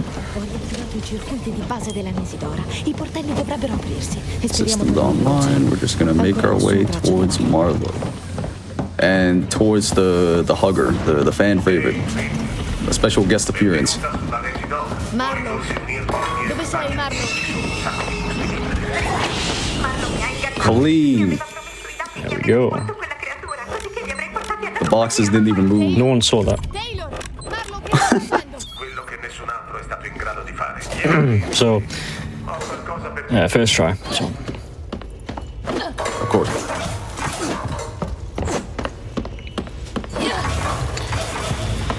yeah, so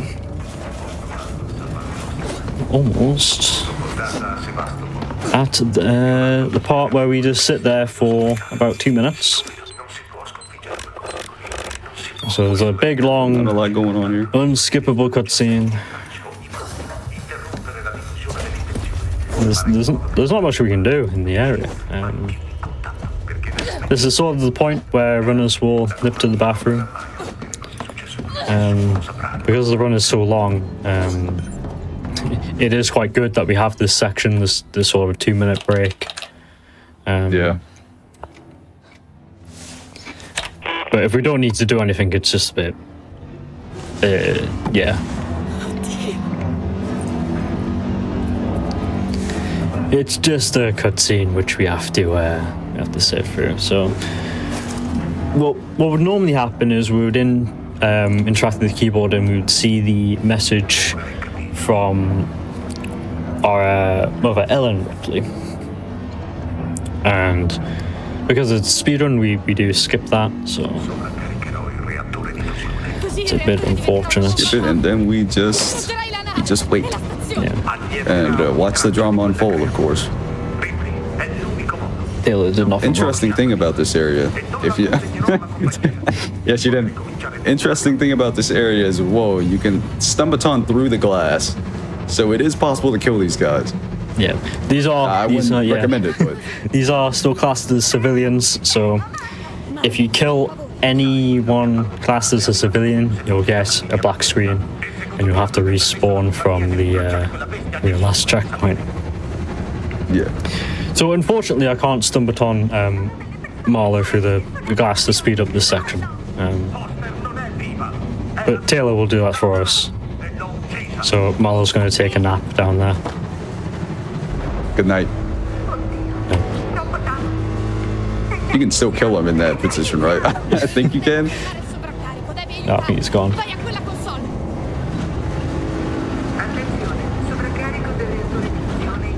Apri i sistemi di fusione così posso lavorarci. Something I want to know when this progresses a bit more is how she's able to see what's actually on the terminal, because I find this quite funny. It's very bright. Oh, interesting. Yeah, she's able to read what's on there still. Good prescription, of course. È lì, Taylor, fidati di me. Tutto qui. This hack is a bit hard for me because of the screen shaking, and I don't like it. But it'll just come with practice. Like I used to hate this hack because of the screen shake. Yeah. But hey, we stopped the overload. Look at that, we did it. Oh yes, I can explain the sorry Taylor. I can explain the pre-crouch state. So this sort of thing is slightly lower than what our crouch is, so we would have to stay here for a bit before we can go under. So that's what that is. It's good that I can show it off. So I couldn't immediately go under that desk. I had to wait for the pre-crouch to kick in before I can move under it. Yeah. And once I could move under it, as soon as I got back out, I would have to pre-crouch again. So that's sort of that showing off. It is a very interesting mechanic that it's not utilized too much throughout the run, but it's fairly prevalent in the DLCs. Yeah. Like a vast majority of the DLCs have some sort of pre-crouch in there you have to do.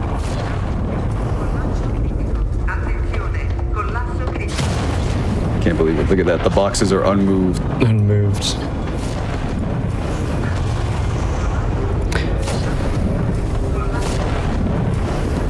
So we'll be moving on to mission 16. So don't know, would it be time for a break? Because this mission, whenever. this mission is about. Can't believe I forgot. I think it's about 14 minutes long. 14, 15 minutes long. Yeah, 15 minutes. So yeah, I think this would be a good time for a break. Perfect. So yeah, during these longer runs, everybody, we like to take breaks every hour. So just everybody get up, get some water, anything y'all need to do. Hello, everybody, and welcome back to the Games Done Quick Hotfix. Today we are showcasing Alien Isolation. We're nearing the end of the run, actually. Whenever you're ready, if you just want to give a quick 3, 2, 1 countdown. Yep, so on pause, on go. So 3, 2, 1, go. All right, back at it. So starting off this mission with a symbol hack. This is another mission that is fairly stressful, especially on a category like NMG Nightmare, for example, because there's 2 revolver humans here. They're basically going to be your prime objective. You have to get them out of the way on a category like NMG Nightmare, but here it's, of course, it's not really that big of an issue. Well, You have the option to kill them, but them. it's not that necessary. Yeah, exactly. I want to keep as many humans alive in this section, actually, because it's more obstacles for Steve to eat later, so he doesn't go for me. Steve. So we will revisit this area at the end of this mission. So Steve isn't active in this part, but he will be active at the end of the... I'm just going to take care of that guy. But he will be active for the end of this mission where we revisit this section. So the more humans I have alive here is the more humans Steve has to go to through for him to get to me. So you'll sort of see that in action when I get back here. I have a smoke. Log trigger, just wait for him to open the door. Let's see if that... Oh, that didn't make him stand. Oh, no. Oh, live testing. Wait. Let's see if he stands up. No, he didn't stand up. Oh, you hate to see it. It's the same thing you have with Marshall Waits when we threw a smoke bomb at him. For whatever reason, when you detonate smoke bombs next to NPCs, they'll stand up. So it would have been quite funny to see Ricardo stand up at the desk.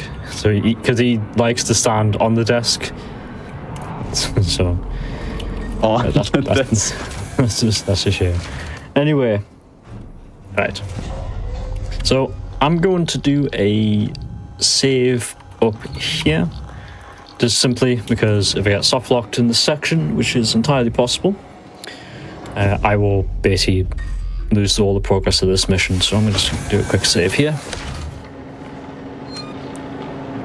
which will lose about 5 seconds, but just make sure that I don't lose 3 minutes.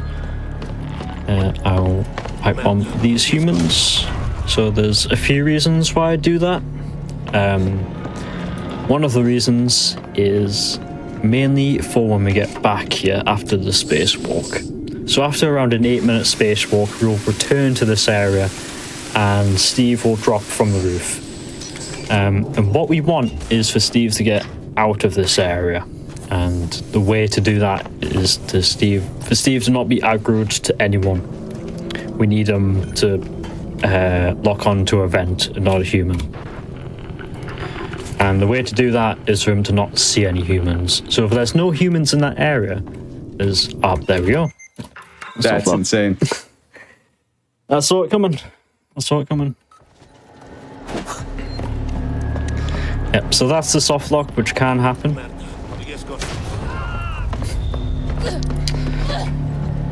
So it's a good job I saved.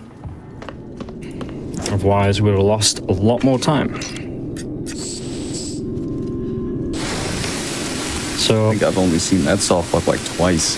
It shouldn't happen when I press E, but it's this game. Yeah, the game. The game. think my auto scroll might have been on.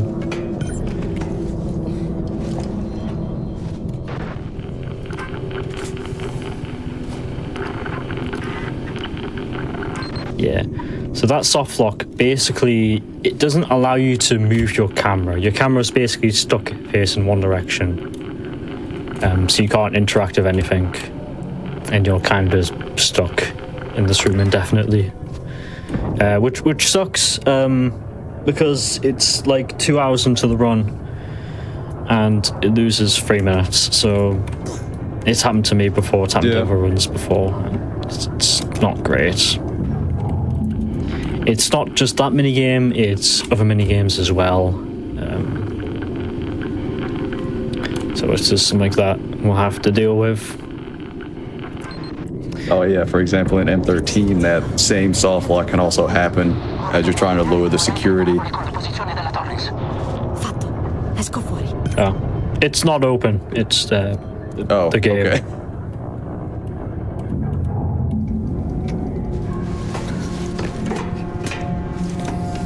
More junk. Alright, so we just got the coordinates for the Torrens, so we can contact them. So we're going to go out onto a spacewalk, which takes roughly about 8 minutes. And is, yeah, basically a spacewalk. So it's very nice to look at. It's basically the calm before the storm, because after this mission, there's mission 17 and mission 18. And these two missions, in most categories, glitch tech, are the most sort of tense in the run. So some runners will use this to sort of mentally prepare themselves for inevitability. Yeah. Yeah.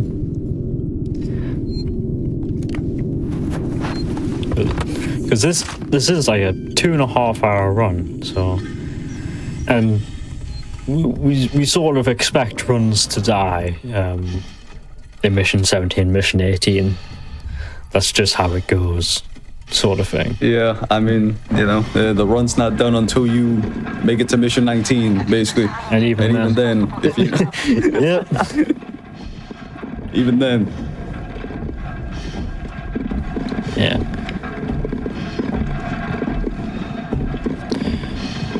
So we'll take it all in. I get the gas giant in the background.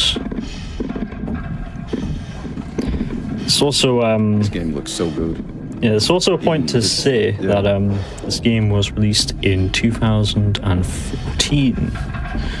October 2014, so this game is almost 11 years old. Or is it 11 years old now? Yes. I want to say. It might be in a... I don't know the date, but it is October. October 6th, so 3 days ago. 3 days ago, there you go. So this game is 11 years old now, so... I'm currently running on the lowest graphics just for FPS purposes. But even at higher graphic settings, it doesn't hamper the FPS that much. It's a very well optimized game. Yeah. Graphically Just speaking. don't play it over like 275. Yeah. When you play this game at very high frame rates, because there's a reason why we want to cap the frame rate. Because when you play this game at very, very high frame rates, there are some aspects which will break. Dialogue will desync, your movement will slow down to a crawl, you'll start flying, yeah. It's just generally ill-advised. Yeah. I don't remember if you were there that one time, but it was Looney was screen sharing and he was playing at like 600 FPS, something like that. He looked down and just started speed walking. It was very interesting, you know. The game doesn't handle that. Yeah, so big changes in FPS will slow the game down, but if you stare at the floor the game will run at stupidly high frame rates, and that's when your movement speed will increase drastically. So just to keep it as fair as possible, we'll cap the frame rate at no more than 275 frames a second.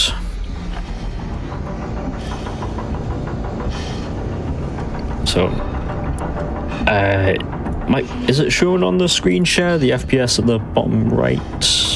At the bottom, yeah. Yeah, so I'm not always hitting that cap, and for certain tricks, well, for one trick in the run, for elevator clip, I actually lowered my FPS to see if I can get it, but I didn't get it, unfortunately.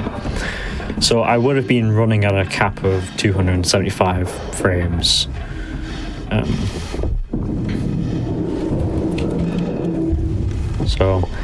And it's basically just important that you cap the frame rate properly, because bad things happen when you don't.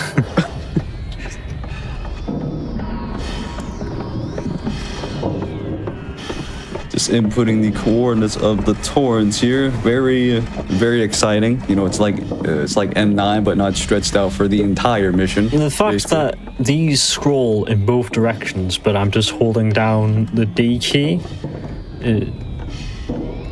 Yeah. And then I'm just scrolling to input as soon as possible. It was basically an auto scroller. No pun intended.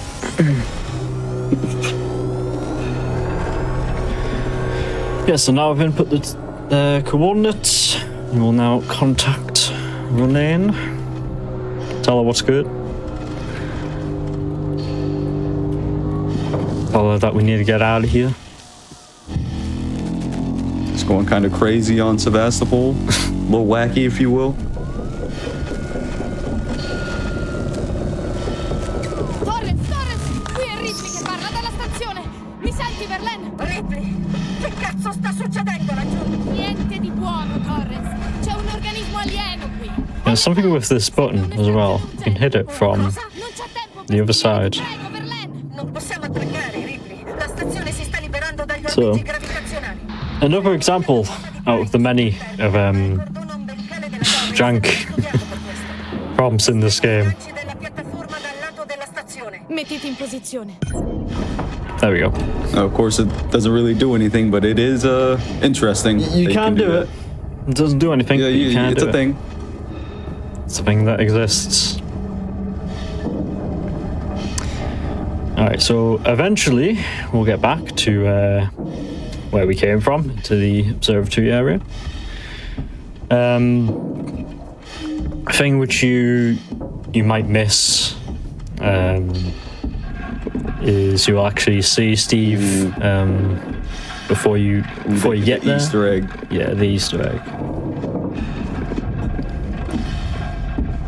A lot of people are like, dude, do you know the Easter egg? You know, you can see Steve out here. You seen the Easter egg?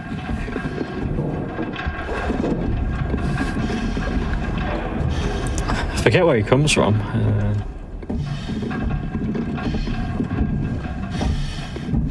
But yeah, if you ever notice why there's like music or like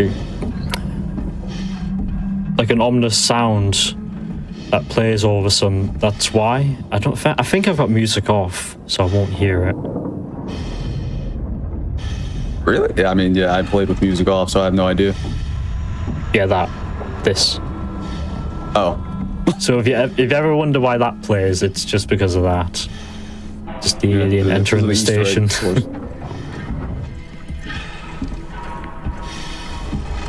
And coming up here in a second, you said you were gonna save, right? Yeah, I don't want the game to bug out and to lose like 10 minutes of progress. So yeah, that's fair. I will save, and then he is going to. No, excuse me. You're gonna see the strat he was talking about earlier, where since there's gonna be no humans alive, Steve is just gonna upvent. Yeah. Well, this was the second time around. I can't tell if that last guy in the back died, but I guess we'll see. Well, not all humans need to die. What some will be Yeah, it's actually interesting. intelligent and hide. Yeah. Hide from the imminent danger. You mainly just want the revolver ones to die. Yeah. So, in an area which the alien cannot access, you'll think for a bit and then you'll up vent. And because I'm in an area that he can't access, his AI will sort of break. So he's stuck up in the vent now. Even though I'm running down here, he doesn't know what to do because he's already locked onto an area which he can't get to. So that makes that little section free. And then he will spawn down here. You'll see him on the tracker.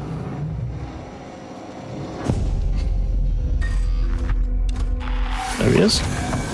Oh, and I got the door open. Very nice. Oh, exciting. 0.5 times it. So, because Steve is a bit stupid or novice, I have to give him a lot of encouragement with a flare to make sure he actually stays down here. Otherwise, he'll just subvent because he didn't hear me running.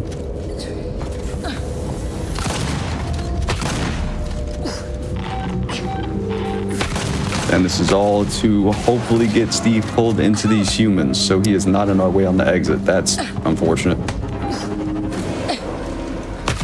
Well, I didn't hear anything. I wonder.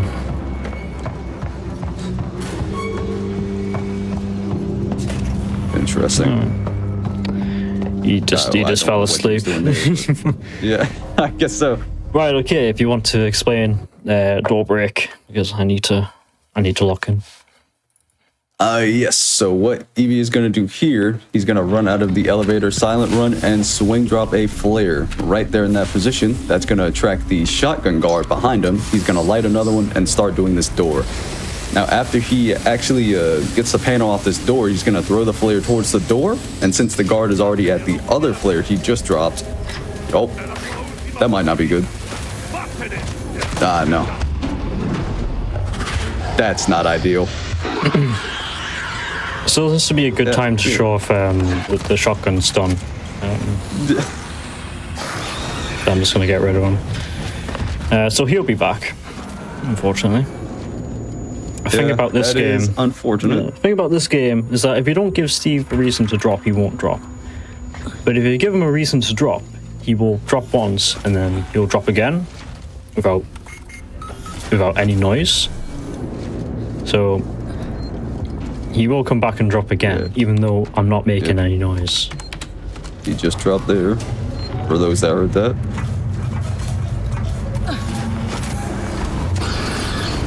So I'm rapidly I'm bursting the flamethrower.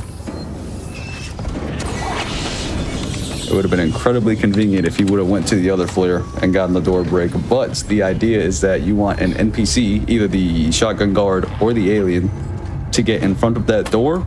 Of course, inspecting the flare, and that's going to open the door and despawn the hugger behind it, which will, of course, save you opening the door and having to kill the hugger. But unfortunately, that did not happen. Sometimes the guard just sees you there. Can't really do much about it. Yeah, there's sort of a waiting period. Did he seriously not hear that? The what? Oh, my death? Oh, mamma mia. Oh, there he goes. Delayed reaction. The perfect organism. The perfect organism. Right. So we do want Steve over there.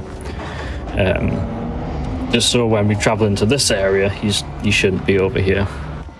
Because that area back there where we left is still loaded in, he's still there. So if Steve gets in range, we'll see him at the bottom because he's traveling towards us. So that's not happening. So we'll be free to roam to the elevator.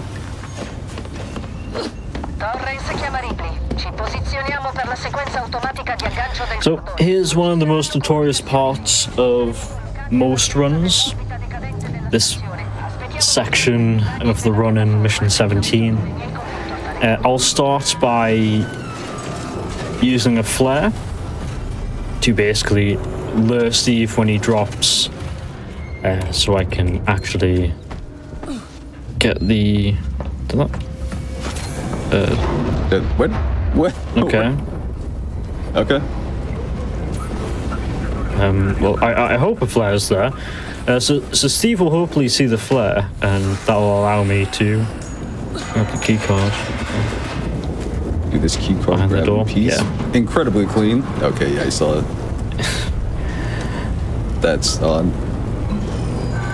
Alright, anyway. So, what you saw there was a key card grab through the wall. Once again, prompts in this game are a bit jank. There's a running theme. You can hit prompts through the wall, through the floors, through the ceilings, anywhere if you believe hard enough. Basically. And what he's going to do here is let another flare drop it, and that flare is going to be useful for once he's returning back to pull the lever. Because it's going to grab the alien's attention, so he's going to run that way and be out of our way. So we have a free line to just run straight towards the lever, towards the scripted alien. I'm going to save you, because I'm going to basically do some cool stuff. Oh yeah, the cool stuff. What? Where did he just drop? Oh, it must have been a cross. Must have been the wind. Yeah, it must have been nothing. I'm just hearing stuff. Must have been the, I'm gonna do, I saw from Drake's, where you have the hooker latch onto you, so you don't have the pain of missing shots because of the boxes. Because when hookers latch onto you, they'll still be on the floor, but wherever you aim is where the hooker will be. So if you move your mouse left or you move mouse right, the hooker will follow.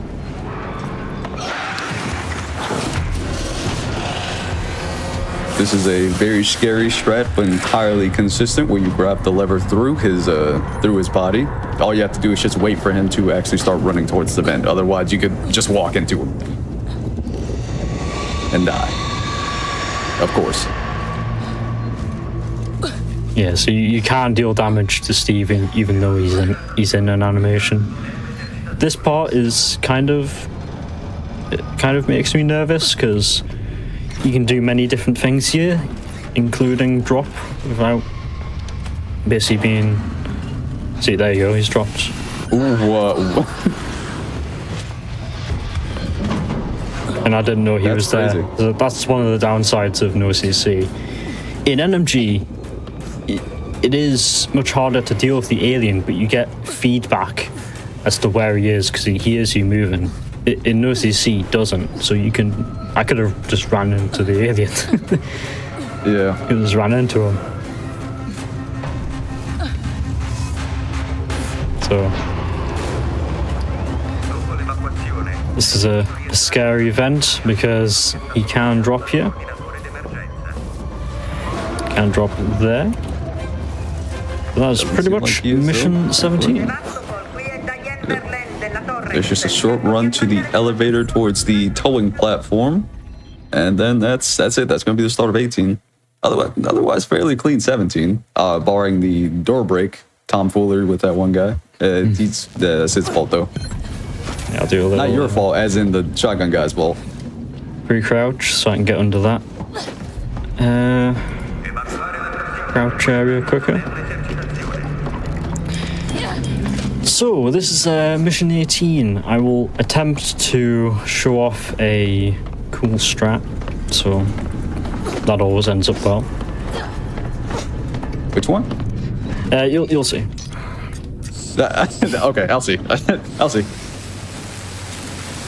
So when I enter mission 18, the alien isn't active. So what I'll do is I'll throw a pipe bomb all the way across the room, and it will what happened there is there's a drawer on the other side of the room, and it's just much more efficient to go around the corner without having to look at them. So I'm just going to use a Molotov here.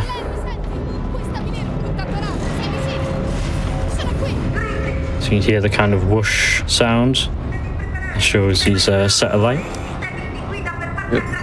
So you don't have to deal with them later on. Yeah, prefer the Molotov actually, because you'll have an audio feedback on if you actually hit the jaw or not. But you can skip using the lever under the floor here by such exploiting the prompts.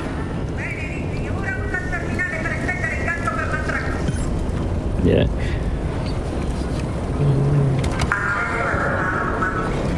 It's the first set of docking clamps, and then we're going to go upstairs and do the same thing.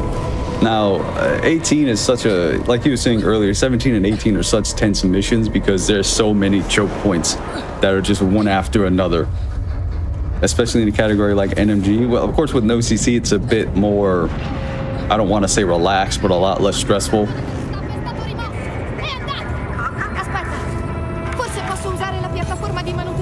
For 18, at least. And like we did in 17 with the lever, he's going to do the same thing here. Damage and magic in the cutscene. Wait, that's a different category.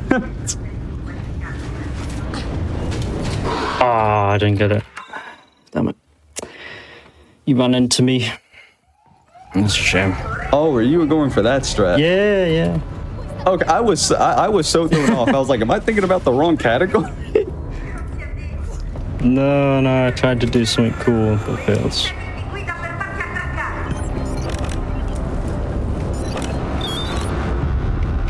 Yeah, that is a strat used in any percent, because in any percent we don't have access to any items that can fend off the alien for any meaningful amount of time. So it's sort of a low percent way to get through this section without using any items. But you'll see the proper way to do this section. In a moment, you simply just flame the two aliens, which you'll see in a moment.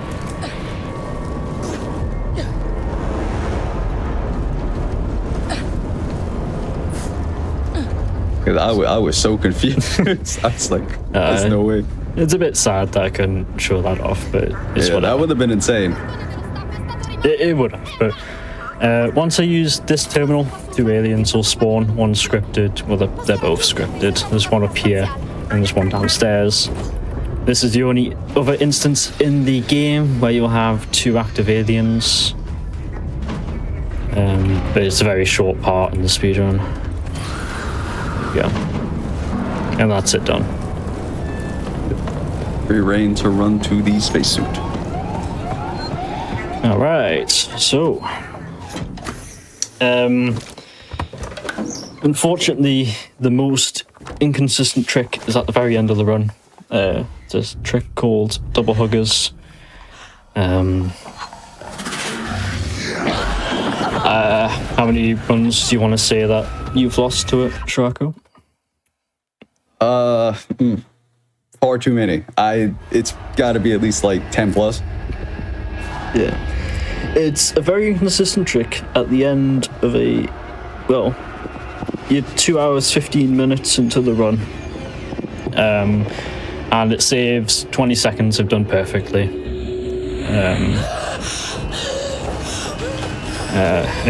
It's very jank because you have to rely on the huggers to cooperate, which is never a good thing.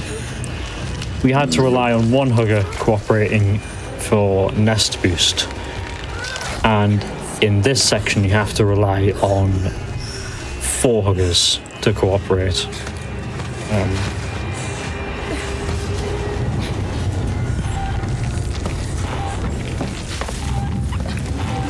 So I'll see. Let's see.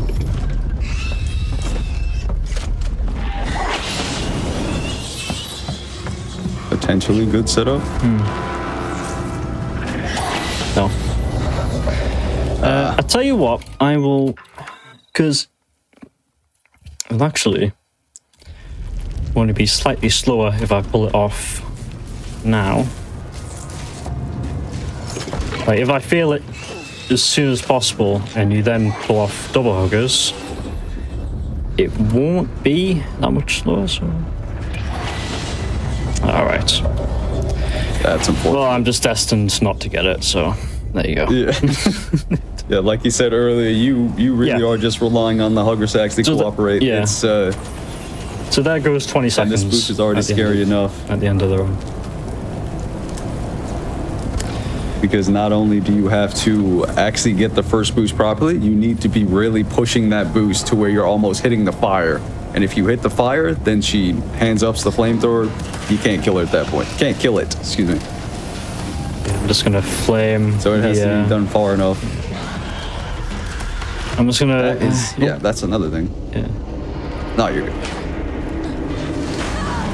Right. Okay. So, what you saw there was me just firing the flamethrower, and what it'll do is it will prevent an alien from dropping down in front of me. So I'll have a free path to run. And it also works if you throw a flare. It also works if you shoot any other weapon, as long as you can fire instantly.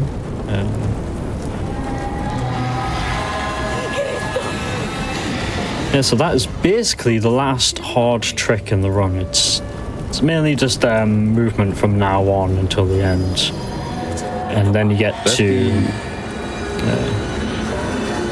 yeah. I was gonna say, is that the fire glitch? Sounds like it. Oh, is it really loud? Yeah. Yeah, that's unfortunate. Basically an alien moment. Oh, it is. Yeah. Loud fire.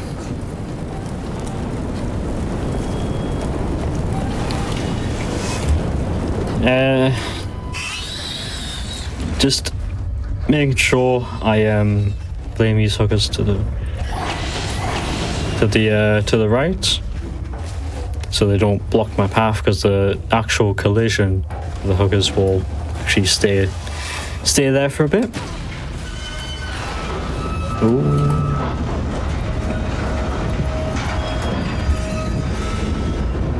Oh my god. What? Oh my god. A scam? How did that not work? Anyway, so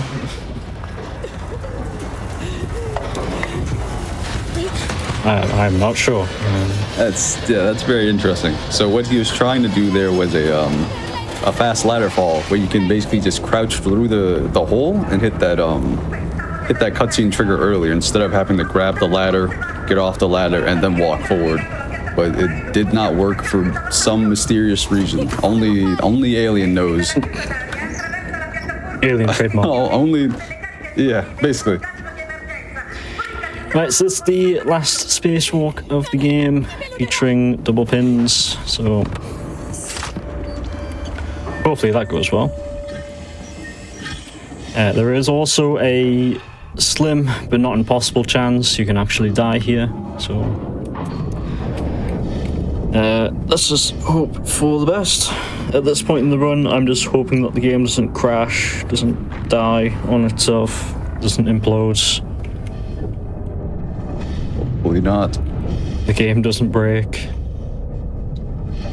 Because it's mainly just, you're basically at the end of the game. There's not much to worry about.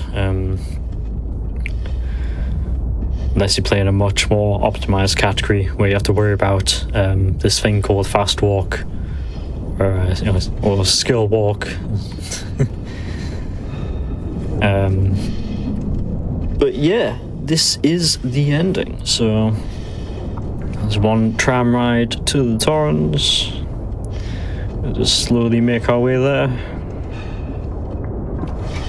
Yeah, this is, at this point in the run, it's you're basically playing the rest on bated breath as to whether you'll get double pins or not. It's not very, of course, it's not like it's in incredibly difficult or precise trick, but you know, at the end of the run, you'll have things like nerves. You can make mistakes. Of course, you can still make mistakes. And each set of double pins, there's basically there's 4 pins in total. So there is 2 attempts to do double pins, and each successful attempt saves 15 seconds each, which will be 30 seconds in total.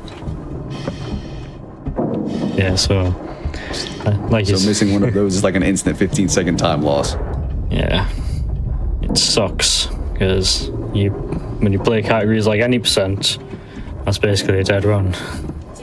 Yeah. So, like the pressure is on, especially in that category where the RNG to get to this point is pretty bad. It is horrendous. Yeah. So there's a lot at stake at this part.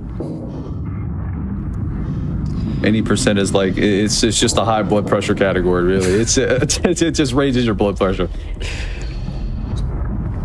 This place is also notoriously buggy. You might see some pins not appearing, Steve appearing, cutscenes skipping, etc., etc. So let's see. So nice. when you press interact, you won't actually start the animation for a bit. So in that sort of grace period, you can move on to the next pin and hit that. First and second set. Very nice. There we go. So now it's just 40 seconds until the mission finishes, unless the cutscene decides it wants to skip.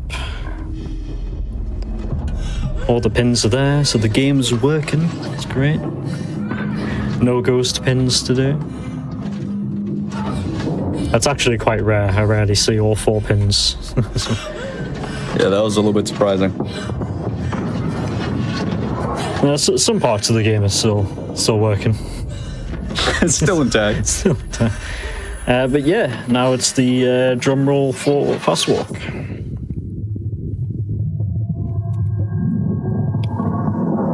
Where we appear on the torrents. Do we get the RNG time save? The How skill much? 10 walk. seconds? 9? I'm skilled. There we go. Oh my goodness, he gets it. It's a skillful gamer it's right coin there. toss. Yeah. Verlaine, It's the transition from mission 18 to mission 19, and the game does a bit of spaghetti coding, and we either walk fast or we don't.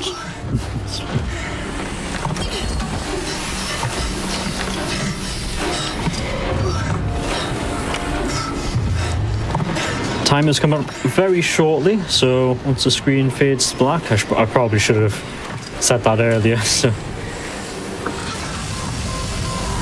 that is time. EG. 239. Cool. So Nice. So the deaths weren't that bad. Right. Okay. So that was an all missions run. The no CC glitch tech. I do hope you enjoyed. I did try to do some strats, which I probably shouldn't have done. But yeah, it's all good fun. You know? Gotta go for the crazy stuff. Yeah, for sure. Sure. We're here for fun. We're not here for a world record. No. But yeah, that was good fun. I hope to do some more in the future. Maybe show off some lesser known categories or glitch tech. But yeah, that is it from me. Do you have any shout outs you want to give? Or? Yes, just a shout out to the alien community in general. They've been very helpful over the 11 years now that the game's been out.